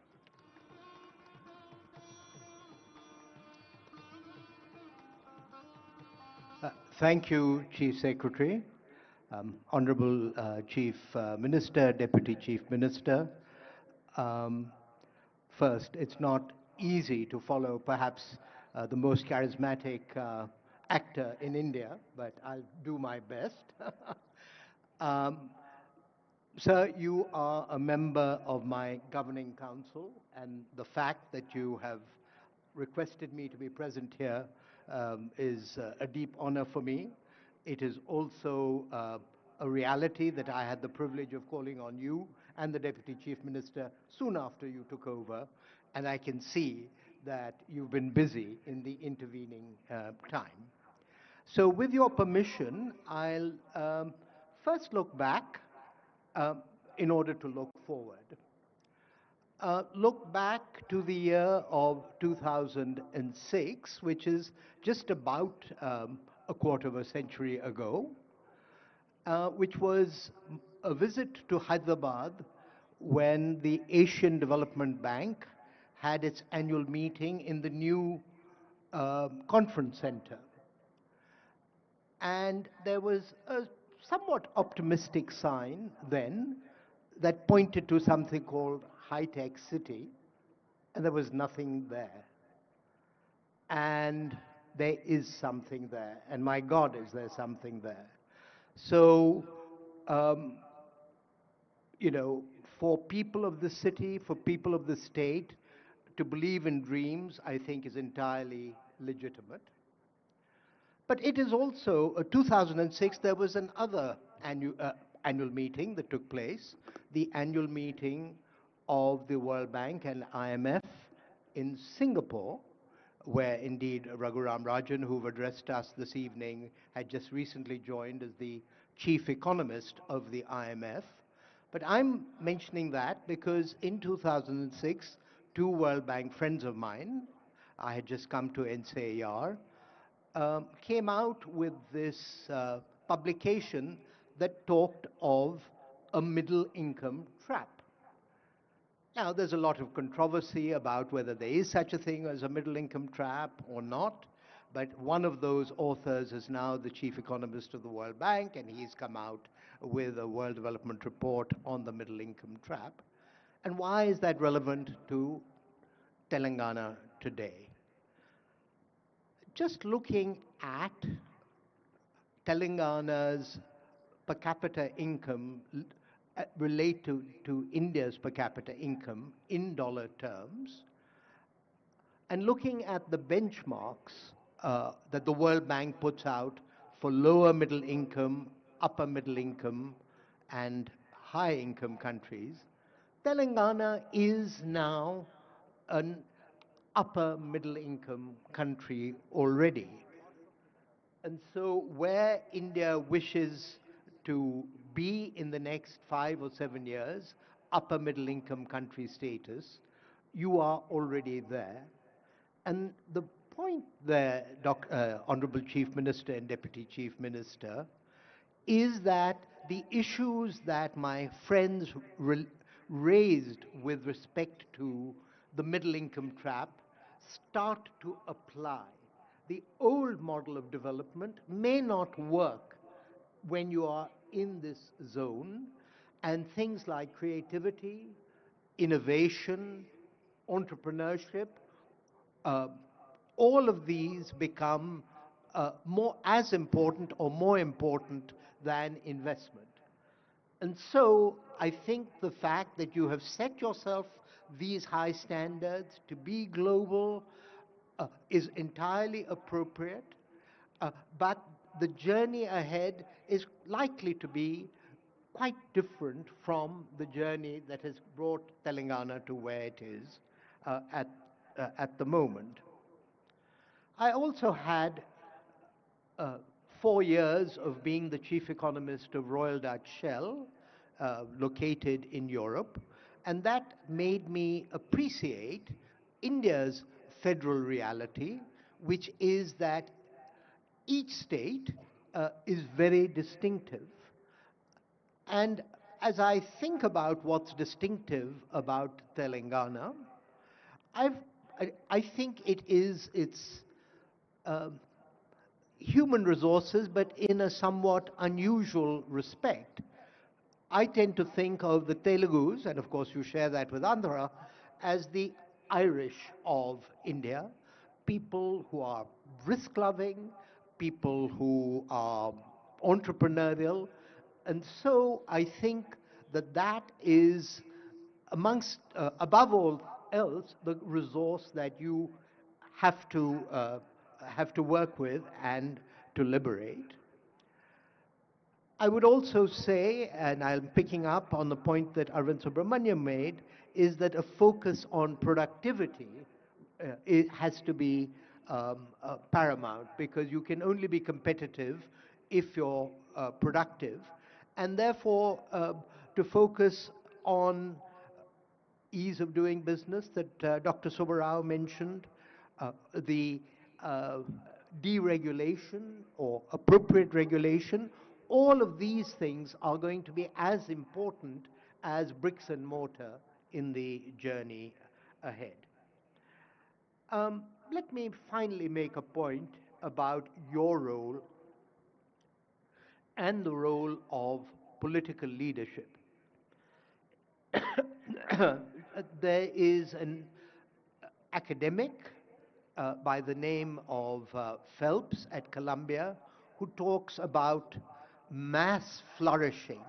And Honorable Prime Minister also very much believes that what will make India Viksit is self-confidence of the people and a belief that they can shape their own future. And so, Chief Minister, it is your role and the role of Sri Chiranjeevi to sell dreams to the young people of Telangana, to all of citizens of Telangana. So Niti has helped you articulate a vision, but for this vision to become a part of the software of the minds of citizens of Telangana, that's a job for you and the Deputy Chief Minister, and I wish you luck, and Niti is there to work with you as you wish. Thank you. Thank you, sir. ఇప్పుడు అందరూ వేచి చూస్తున్నటువంటి సమయం ఆసన్నమైంది. గౌరవనీయులు రాష్ట్ర ముఖ్యమంత్రి వర్యులు శ్రీ రేవంత్ రెడ్డి గారిని సభను ఉద్దేశించి ప్రసంగించవలసిందిగా కోరుతున్నాను.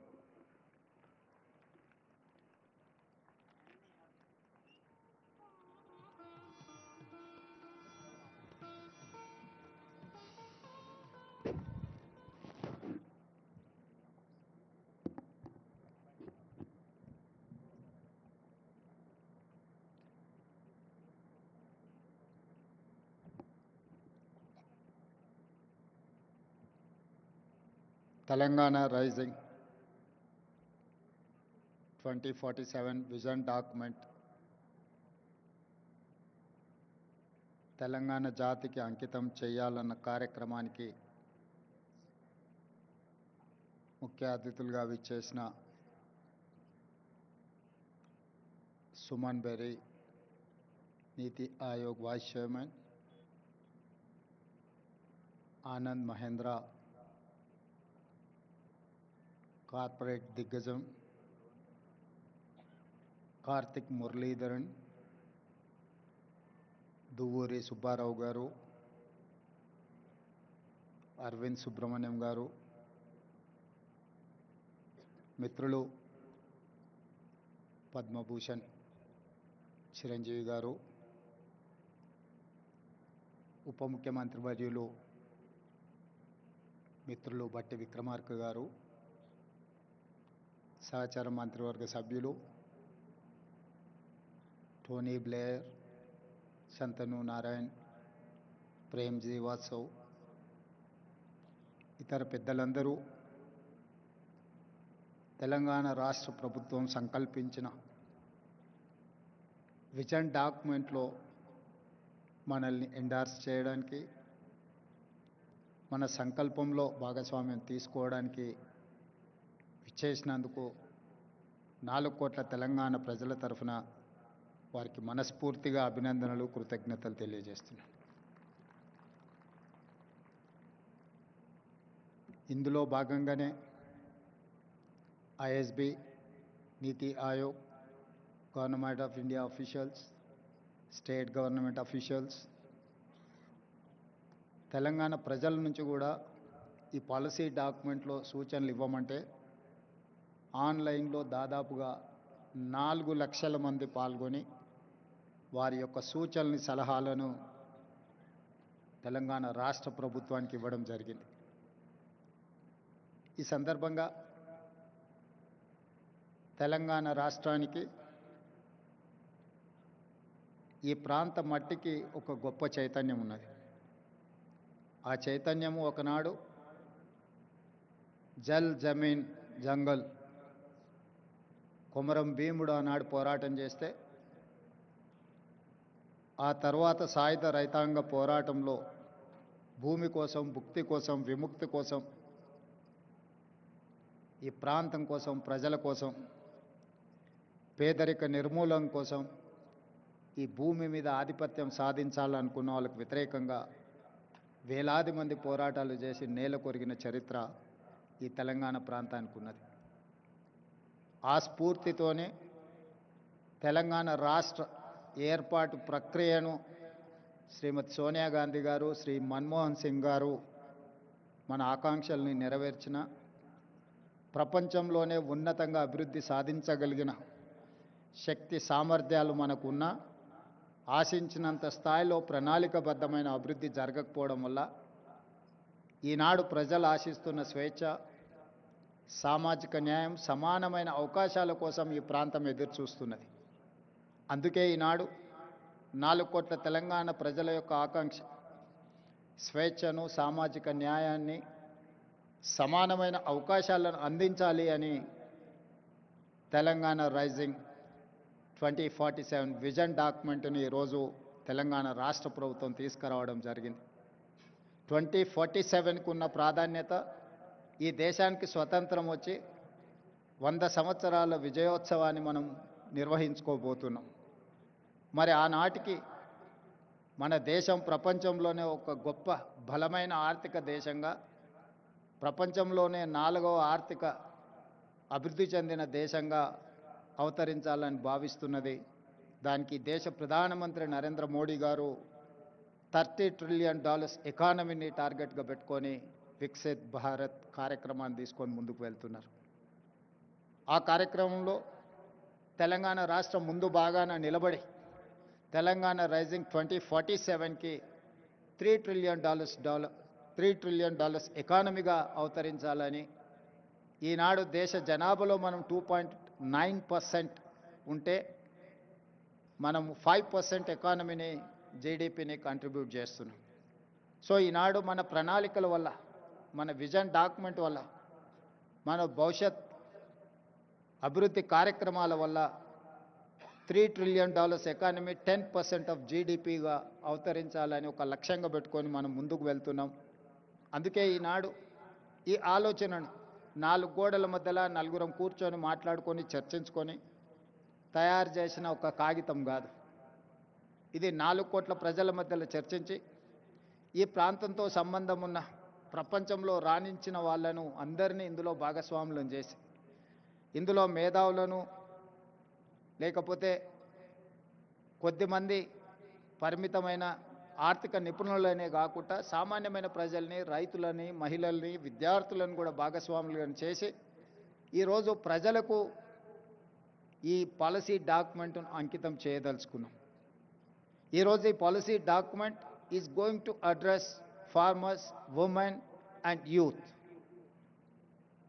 మొట్టమొదటి ప్రధానమంత్రి పండిట్ జవహర్లాల్ నెహ్రూ గారు ప్రధానమంత్రి బాధ్యత తీసుకోవడానికి ముందు మహాత్మా గాంధీ గారిని కలిసి మీరేమైనా సలహా ఇవ్వగలరా, నాకు ప్రధానమంత్రిగా బాధ్యతలు చేపడుతున్నా అన్నప్పుడు మహాత్మా గాంధీ గారు ఒక సూచన చేశారు.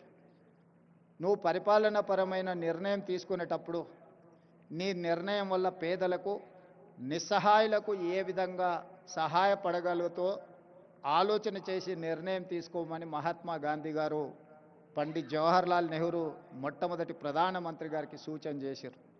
ఆ సూచనలు తీసుకొని పండిట్ జవహర్లాల్ నెహ్రూ గారు ఈ దేశంలో ఉన్న నిరక్షరాస్యతను నిర్మూలించాలి అంటే ఎడ్యుకేషన్ ఈజ్ ఇంపార్టెంట్, ఈ దేశంలో ఉన్న కరువును నిర్మూలించాలి, ఆకలిని తీర్చాలి అని అంటే ఇరిగేషన్ ఈజ్ ఇంపార్టెంట్ అనుకున్నాడు. ఆనాడు first prime minister has decided to take up 2 policies. One is education, the other one is irrigation. That is how he has initiated many universities in the country, and he has constructed many irrigation projects like Bakranangal to Nagarjuna Sagar, Srisailam, SRSP in Telangana. All these projects have conceived at the time of Pandit Jawaharlal Nehru. I know most of them have studied in Pandit Jawaharlal Nehru has initiated those universities. Today, my government has decided to take up this education and irrigation and communication. Communication in technology, communication in digital, communication in roads, communication in ports, communication in airports. We wanted to meet, we wanted to develop our infrastructure to connect as well world. We wanted to invite them to invest in my country.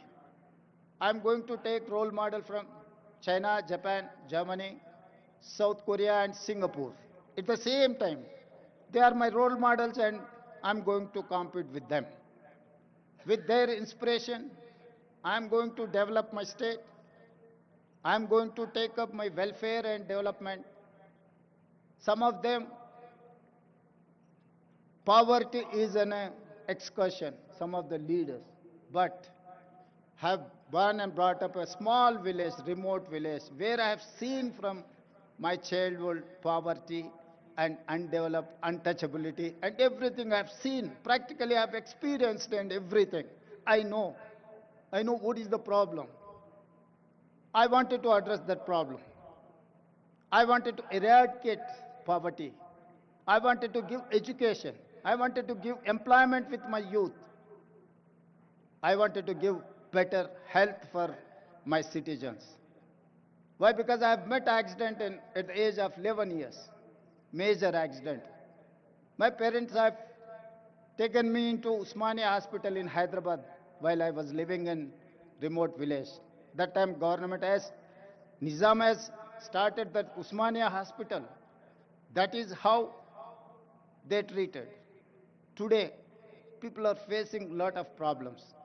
Well, we have got freedom. That time lifespan was 32 years. In 1947, Indian average lifespan was 32 years. Today we have reached 73 years. That is how Jawaharlal Nehru has given a vision to this country. Now we are going to touch 100 years to live our lifespan. For that, have to make policies, have to make sure, have to deliver to poorest of the poor, remote villages, Tandas, Gudam, or any other remote place in Telangana. Anand ji, मैं एक किसान का लड़का हूं, किसान परिवार से आया मैं। मुझे गरीब, कुछ लोगों के लिए, कुछ नेता लोगों के लिए गरीबी एक एक्सकर्शन है। गरीबी देखना है तो हैदराबाद से मर्सिडीज बेंज में छोटे गांव में देखे गरीब लोग कैसे रहते हैं, उन लोग देखने के लिए कोशिश करते। मगर मेरे लिए गरीबी ऐसा नहीं है। जहां पर गरीब लोग रहते, जहां पर जाति विवक्षा है, लोगों को अनटचेबिलिटी है, मंदिर में जिसको नहीं आने देता है, उस ऐसे छोटे गांव से मैं आया। हर चीज मुझे पता है, गरीब कैसे सोचते, एजुकेटेड अनएम्प्लॉयड यूथ क्या चाहता है, सब कुछ मुझे पता है। क्योंकि I have studied in government school, I have not studied in corporate school, I have not studied in English medium, I have studied in government school, I have studied in Telugu medium. I know each and every problem in my remote villages, where Adivasis, where Dalits are living, where minorities are there. I have personal connectivity with these Dalits, Adivasis, and minorities. That is why I have planned for them. I have got this opportunity with young age. I don't have any political legacy. एक छोटा किसान परिवार से, एक छोटे गांव से मैं इतना दूर आ गया। 2006 में मैं एक जिला परिषद मेंबर बना as a independent. Politically, it's a smallest of the small post. After that, I've become an MLC. After that, I've become an MLA. After that, I've become an MP. After that, I've become a party president. After 17 years, I have become a chief minister of Telangana. I have responsibility. I have accountability. I have my commitment. I have to do justice for poorest of the poor. This is what my commitment, this is what my document, my policy document, this is what my agreement with my people. So that is why I have asked everyone to support, to give their inputs in my policy document. Lots of people who are experts, they have contributed like anything. I wanted to thank everyone. Why? Because this is going to create a path for my state, my youth. I have seen caste differences, जाति विवक्षा। सरकार इतने साल से कोई भी सरकार आप देखो, SC हॉस्टल अलग है, ST हॉस्टल अलग है, OBC हॉस्टल अलग है, माइनॉरिटी हॉस्टल अलग है।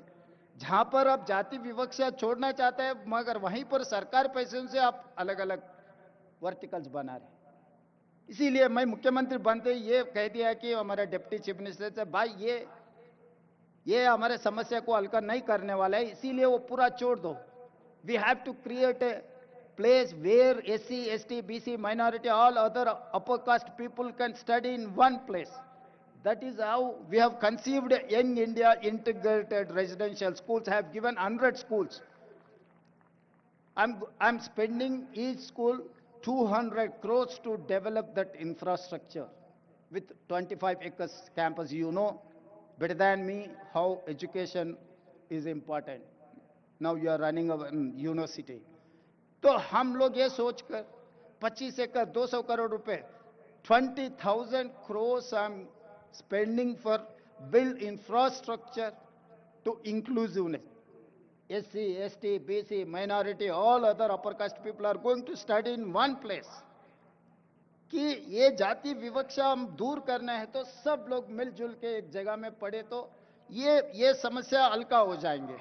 मगर हर बार सरकार ने SC हॉस्टल अलग, ST हॉस्टल अलग, OBC माइनॉरिटी अलग अलग बनाए। तो जब तक आप ये सिस्टम से सरकार चलाएंगे आप दूर नहीं कर सकते। इसीलिए मैं सोचकर ये कह दिया कि भाई सब एक जगह में आना, हर असेंबली कॉन्स्टिट्यूंसी में एक रोल मॉडल बना दो। इस देश के लिए आगे ये रोल मॉडल बनने वाला है। लोग बोलेंगे कि भाई वेलफेयर में आप स्पेंड मत करो। वेलफेयर में हम स्पेंड करना जब लेवल प्लेइंग फील्ड इक्वल आए तक हम देना जरूरी है, हमारा अकाउंटेबिलिटी है। तो इसीलिए I am spending lots of money in education. This is not welfare. This is not expenditure for me. This is investment my future. I'm going to invest on my future. They are going to build like anything. They are going to make my Telangana #1 in India. My people are going to compete with South Korea, Japan or Germany. And second thing,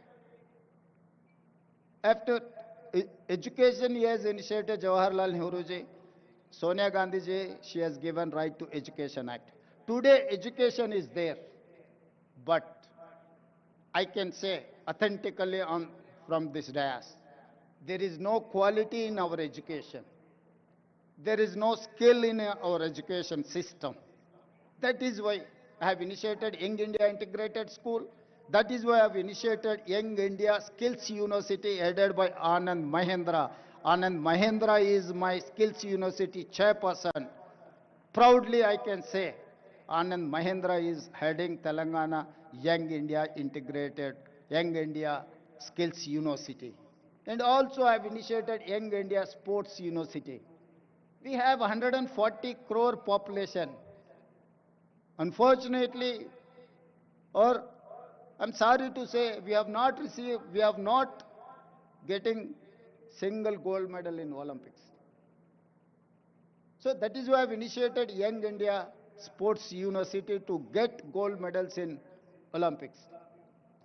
So all these plans for my poorest of the poor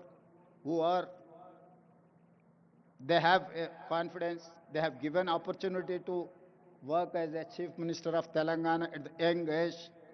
So that is why my plans for my poorest of the poor people.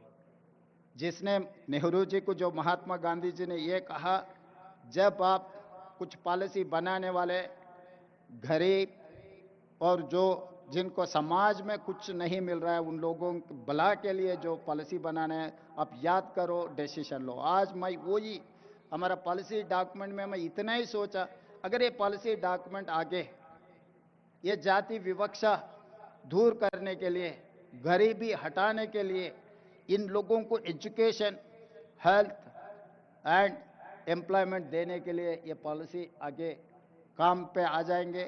आप लोग इतना दूर से आकर हमें मदद दिए, आगे हमारा तेलंगाना राइजिंग में आप लोग साथ देना है, साथ देने के लिए इतने दूर से आए, मैं धन्यवाद कहना चाहता हूँ सही दिल से। धन्यवाद।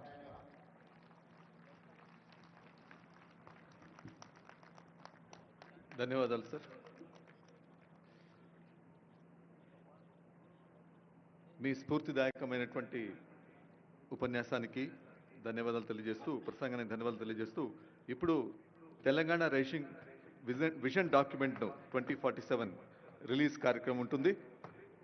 ముందుగా తెలంగాణకు తగ్గట్టుగా future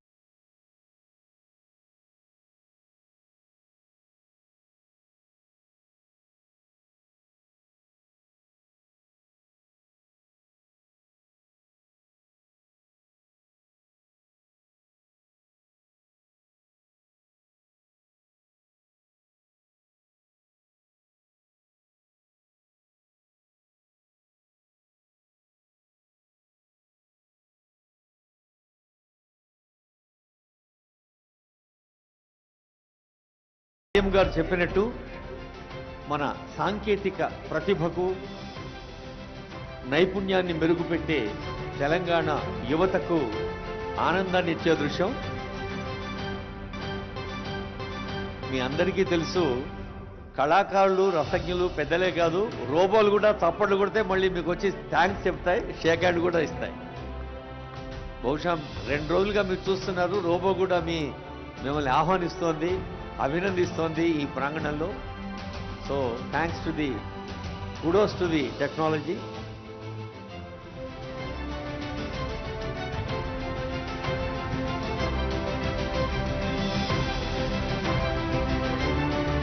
Telangana Rising 2047.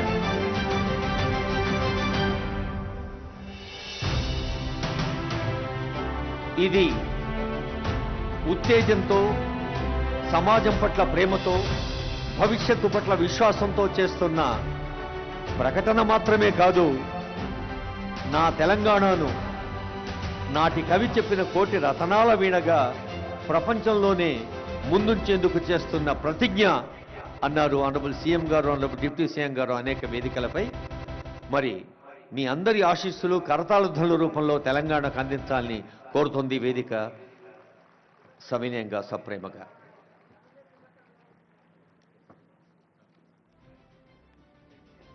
Yeah. Now felicitation to the honorable guest. Okay. Felicitation.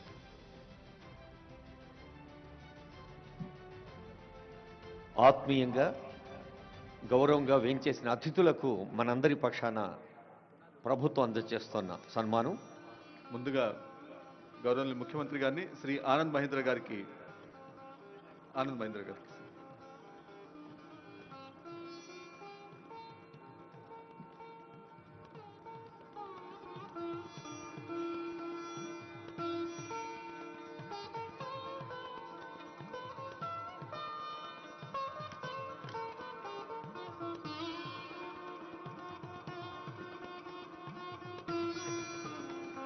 Thank you sir. Shri Duvvuri Subbarao గారికి,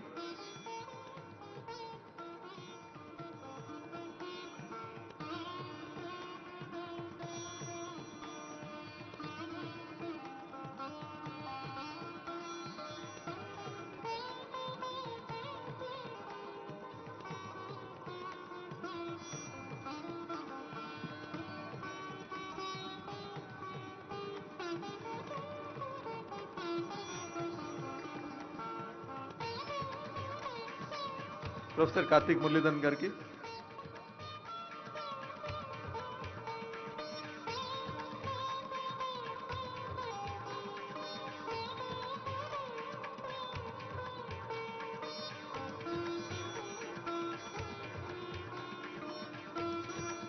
శ్రీ అరవింద్ సుబ్రహ్మణ్యం గారికి, సవ్యసాచి ఘోష్ ఐఏఎస్ గారి వందన సమర్పణ అవుతూనే వాయు తెరగలపై వాహన విన్యాసం ఉంటుంది, డ్రోన్ షో.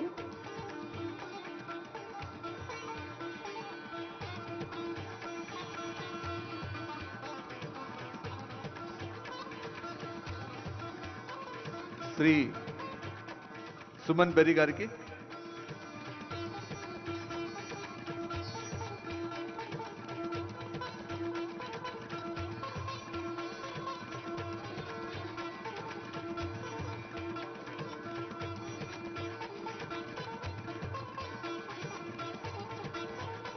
శ్రీ చిరంజీవి గారికి,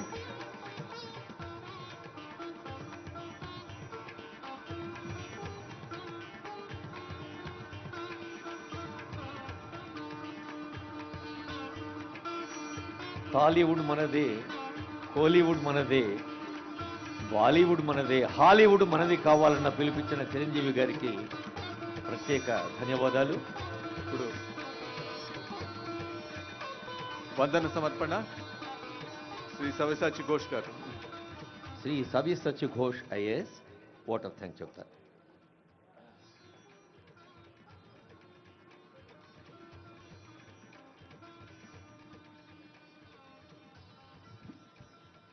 Good evening, ladies and gentlemen.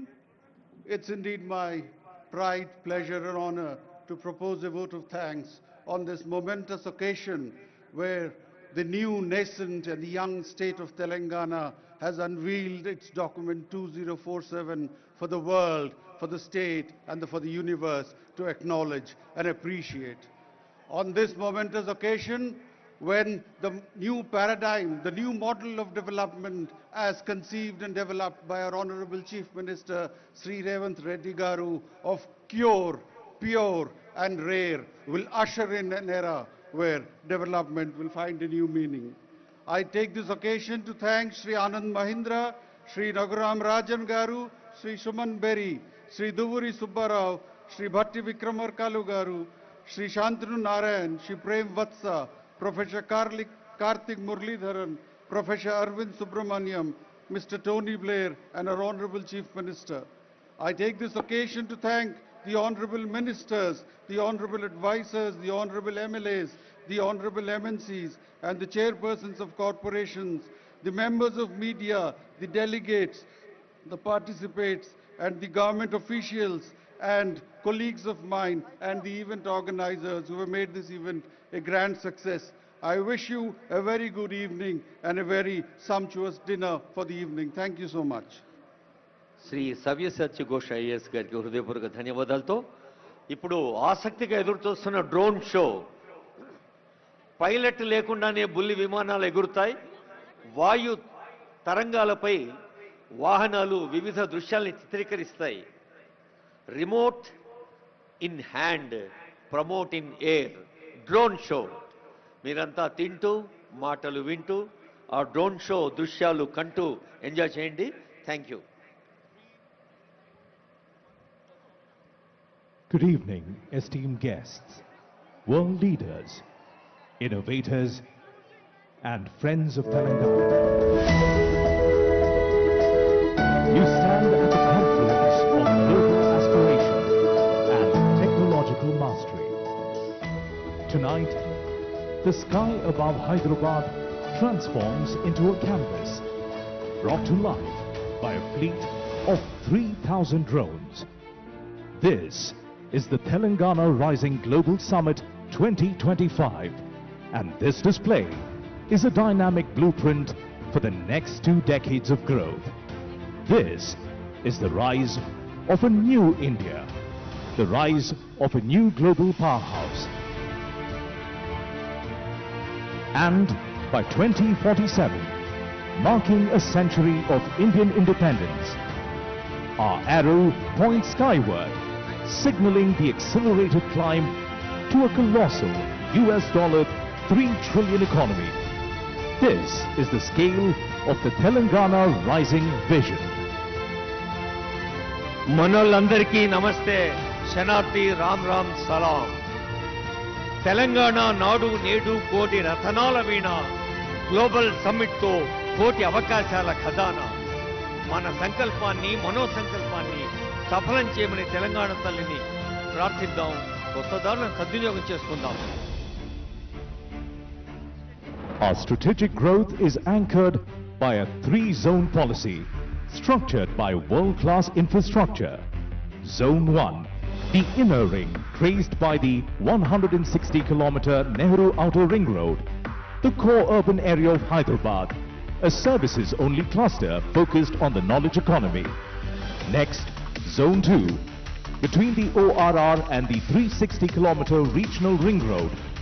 It's our dedicated manufacturing zone positioned as the global China Plus One alternative and built to power the skills economy. And Zone 3, outside the RRR, dedicated to agriculture and the green economy. This is a state organized for global leadership. ప్రపంచ స్థాయి మౌలిక సదుపాయాలు, ప్రజాపాలన, ప్రభుత్వ ప్రాధాన్యాలు. Nehru outer ring road, RRR, వ్యవసాయ ఆధారిత హరిత పరిధి, ఆర్థిక వికాసం కోసం. Introducing Game Changer 1, the Bharat Future City, India's most advanced city designed to compete directly with global hubs like New York, London, Dubai, Singapore and Tokyo. Watch the futuristic skyline form, revealing the key iconic towers. See one iconic tower shoot past 200 floors, breaking symmetry and scale. This is the new skyline of Indian innovation. భారత భవిష్యత్ నగరం, దేశంలోనే అత్యంత సౌకర్యవంతం, ప్రపంచాన్ని ఆకర్షించే మంత్రం తెలంగాణకు సౌభాగ్యవంతం.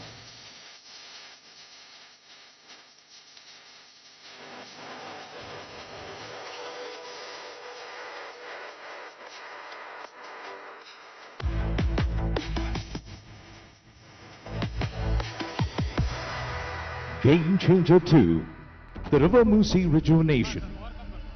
We are a dry, withered riverbed. Watch us transform as water returns, life blooms and the lights along the riverfront come alive. The entire environment transforms into a vibrant 24/7 living arena, pioneering the night economy. From a neglected stretch of land to a world-class riverfront that powers life, recreation and community living. తలాబ్కే నీళ్లుంటే దప్పెందుకైతది, ఉన్న నీళ్లు వాడుకుంటే తప్పెందుకైతది. సాగునీరు తాగునీరు అందరికీ తెలిసిందే. ఇప్పుడు మూసి పునరుజ్జీవనంతో ఇటు ఆరోగ్యం అటు ఆనందం, పర్యాటకం, పర్యావరణం.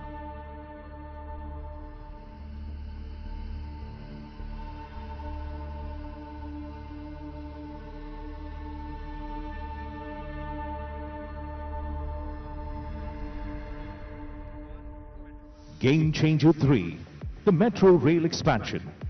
To manage our unprecedented growth, we are exponentially expanding our urban backbone.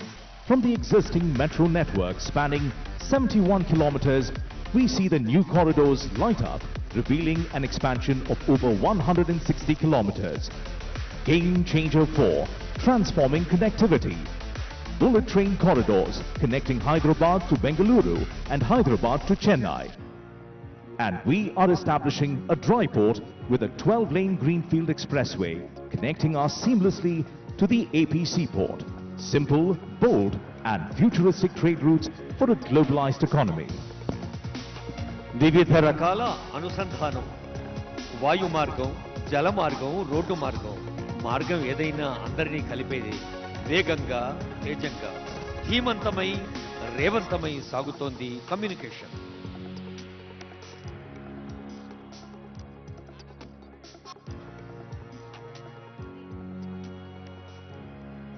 Game Changer 5, solidifying the manufacturing zone between the ORR and RRR as the world's trusted China Plus One alternative. Watch the assembly line of our focus verticals: pharma, data centers, defense, aerospace, electric vehicles, green energy, drones, solar cells, white goods, consumables, durables, textiles and FMCG. Every icon represents a massive investment opportunity. We are building the future, piece by piece. హరిత శక్తి, సౌరశక్తి, ప్రకృతి పట్ల తెలంగాణకు అమితమైన భక్తి.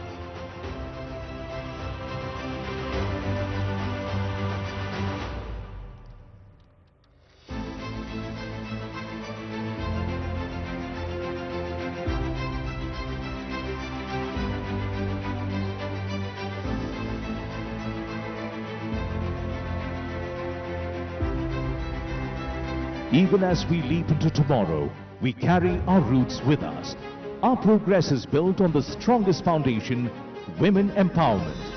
We are committed to skilling and entrepreneurship for 10 million women. See the icons of economic independence.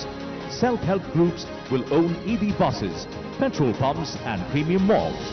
We provide free bus travel, free rations for 31 million people and rural green housing. This is the vision of collective strength, Telangana's women as the true foundation of our state. మహిళల్లోని శక్తి సామర్థ్యాలకు పదును పెట్టి, ప్రోత్సహించి, భుజం తట్టి ముందుకు నడిపించి, తల్లుల ఆశీస్సులతో, చెల్లెల అనురాగంతో బస్సుల యజమానులయ్యారు, petrol బంకుల యజమానురాళ్ళయ్యారు. We honor the backbone of our state, the farmer. Our commitment includes a comprehensive farmer loan waiver, Raitu Muna Mafi, annual agri-investment through the Raitu Bharosa, farm insurance Raitu Bima, a crop bonus of 500 rupees per quintal and free agri-power. The sky salutes the happiest farmer, the backbone of a food-secure nation. కాలం కదలికలో ప్రతి మలుపు, కర్షక నీ కర్రు కదలినన్నాళ్ళే అన్నాడు కాళోజీ. రైతుకెప్పుడు పెద్దపీట వేస్తోంది ప్రజాపాలనా ప్రభుత్వం.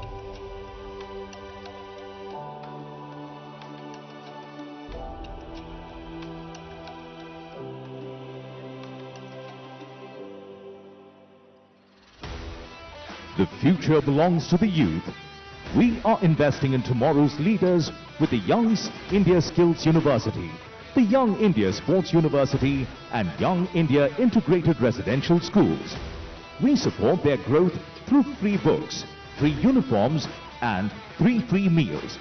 Most importantly, we are passionately supporting startups.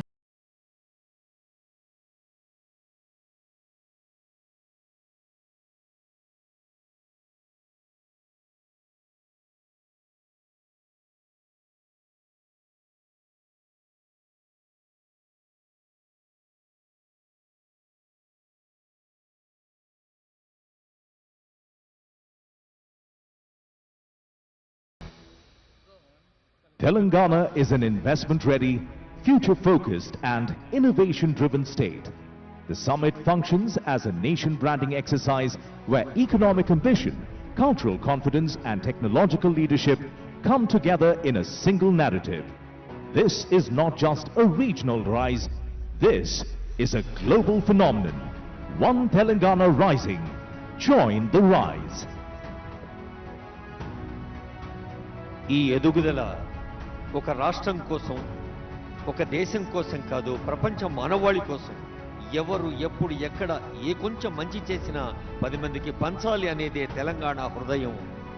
ఇప్పుడు తెలంగాణ నుండి యావత్ ప్రపంచానికి ఒక సందేశం, యావత్ ప్రపంచం దృష్టి మన తెలంగాణ వైపు, ఘన తెలంగాణ వైపు. And now, as a tribute to the scale of our ambition and the precision of our execution, witness the climax of our show. We are attempting a Guinness World Record for the longest aerial sentence. Watch the 3,000 drones form the declaration of our destiny. Telangana is rising. Come, join the rise. Telangana is rising. Come, join the rise. This is the call to the world. వేయి చుక్కల వెలుగు ఆకాశంలో పారింది, Telangana ఆనందపు అలుగై వెలుగెత్తింది.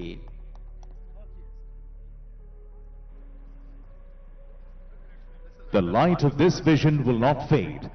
The promise of this summit is clear. Telangana is a land of stability, opportunity and unstoppable growth. We look forward to your partnership in making this vision a reality. Thank you, and may the spirit of Telangana rising illuminate the future. Your present shapes tomorrow. Together, we create what's next. One Telangana, one promise. Come, join the rise. ఈ వెలుగు కిరణాలు సహృదయ చైతన్య కారణాలు.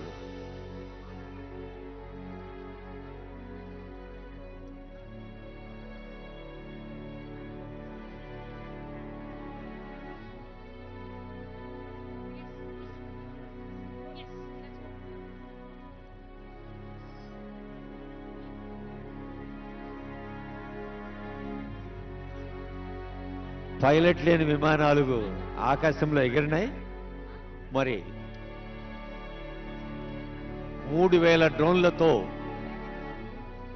ఈ వెలుగు దృశ్యాలు గాలి అలలపై తేలియాడి మన మనోభూమికపై ముద్ర వేశాయి.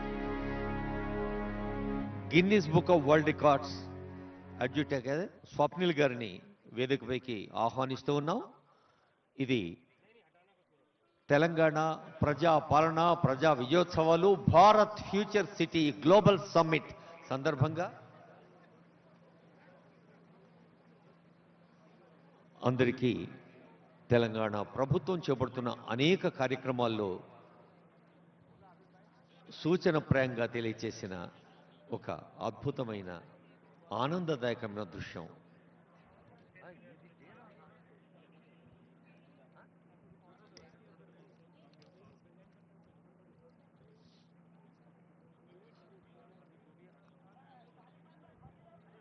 స్ఫూర్తివంతమైన సందేశాలతో సభా కార్యక్రమం అద్భుతంగా నడిచింది. డ్రోన్ షో కూడా ఆస్వాదించారు. ఇప్పుడు కళాకృష్ణ గారి పేరిణి నృత్యం, ప్రమోద్ రెడ్డి గారి ఫ్యూజన్ డ్యాన్స్, ఆ తర్వాత జయలక్ష్మి గారి వీణావాద్యం, ఇంకా జయవంత్ నాయుడు గారి ఫ్యూజన్ మ్యూజిక్ ఇలాంటి సాంస్కృతిక కార్యక్రమాలు కూడా మిమ్మల్ని అలరిస్తాయి.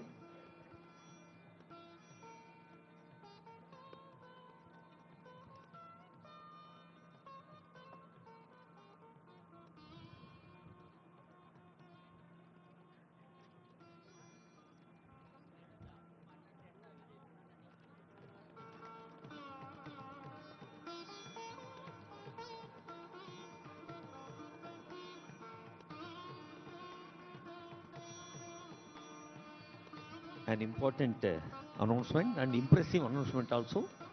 రేపటి నుండి విద్యార్థులు యువతీ యువకులు ప్రజలందరూ వేంచేసి ఈ గ్లోబల్ సమ్మిట్ సందర్భంగా ఉన్న స్టాల్స్ని ఇంకా అన్నిటిని కూడా వీక్షించవచ్చు. రేపటి నుంచి అందరికీ వెల్కమ్ చెబుతోంది ఈ గ్లోబల్ సమ్మిట్ వెన్యూ. కొద్దిసేపట్లోనే జయలక్ష్మి గారి వీణ వాద్య కచేరీ. ఇప్పుడు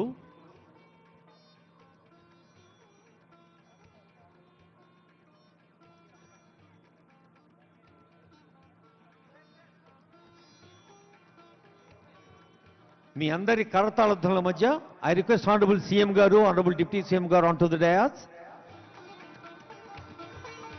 గౌరవనీయులైన ముఖ్యమంత్రి గారు ఒక్కమారు వేదికపైకి వేయించేయవలసిందిగా రిక్వెస్ట్ చేస్తున్నాం. మన ఉప ముఖ్యమంత్రి వర్యులు కూడా.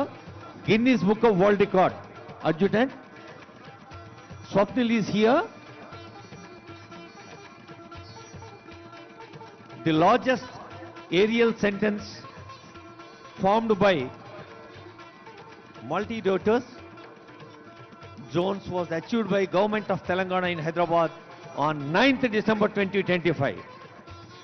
2025 డిసెంబర్ 9వ తేదీకి మరొక ప్రత్యేకత కూడా ఒనుగురింది. ఈరోజు తెలంగాణ ప్రభుత్వం నిర్వహించిన ఈ పండుగలో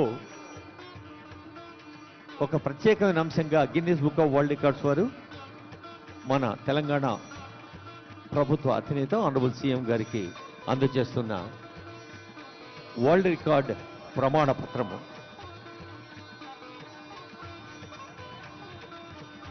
బహుశా అందరి చేతుల్లో ప్లేట్లోనేమో చప్పట్లు కొడుతులేరు. సో ఇప్పటిదాకా విన్నారు, తిన్నారు, అదే ఆనందాన్ని పంచుకోండి అందరూ కలిసి.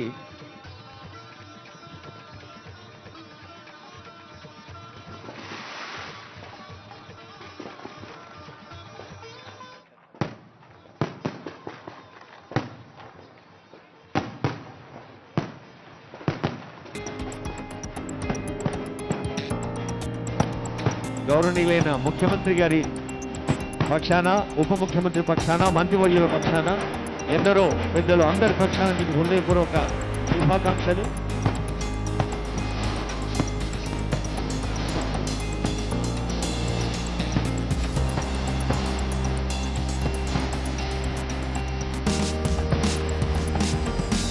జయలక్ష్మి గారి వీణా వాద్యం, జయలక్ష్మి ఎంపీ వీణా కాంతర్.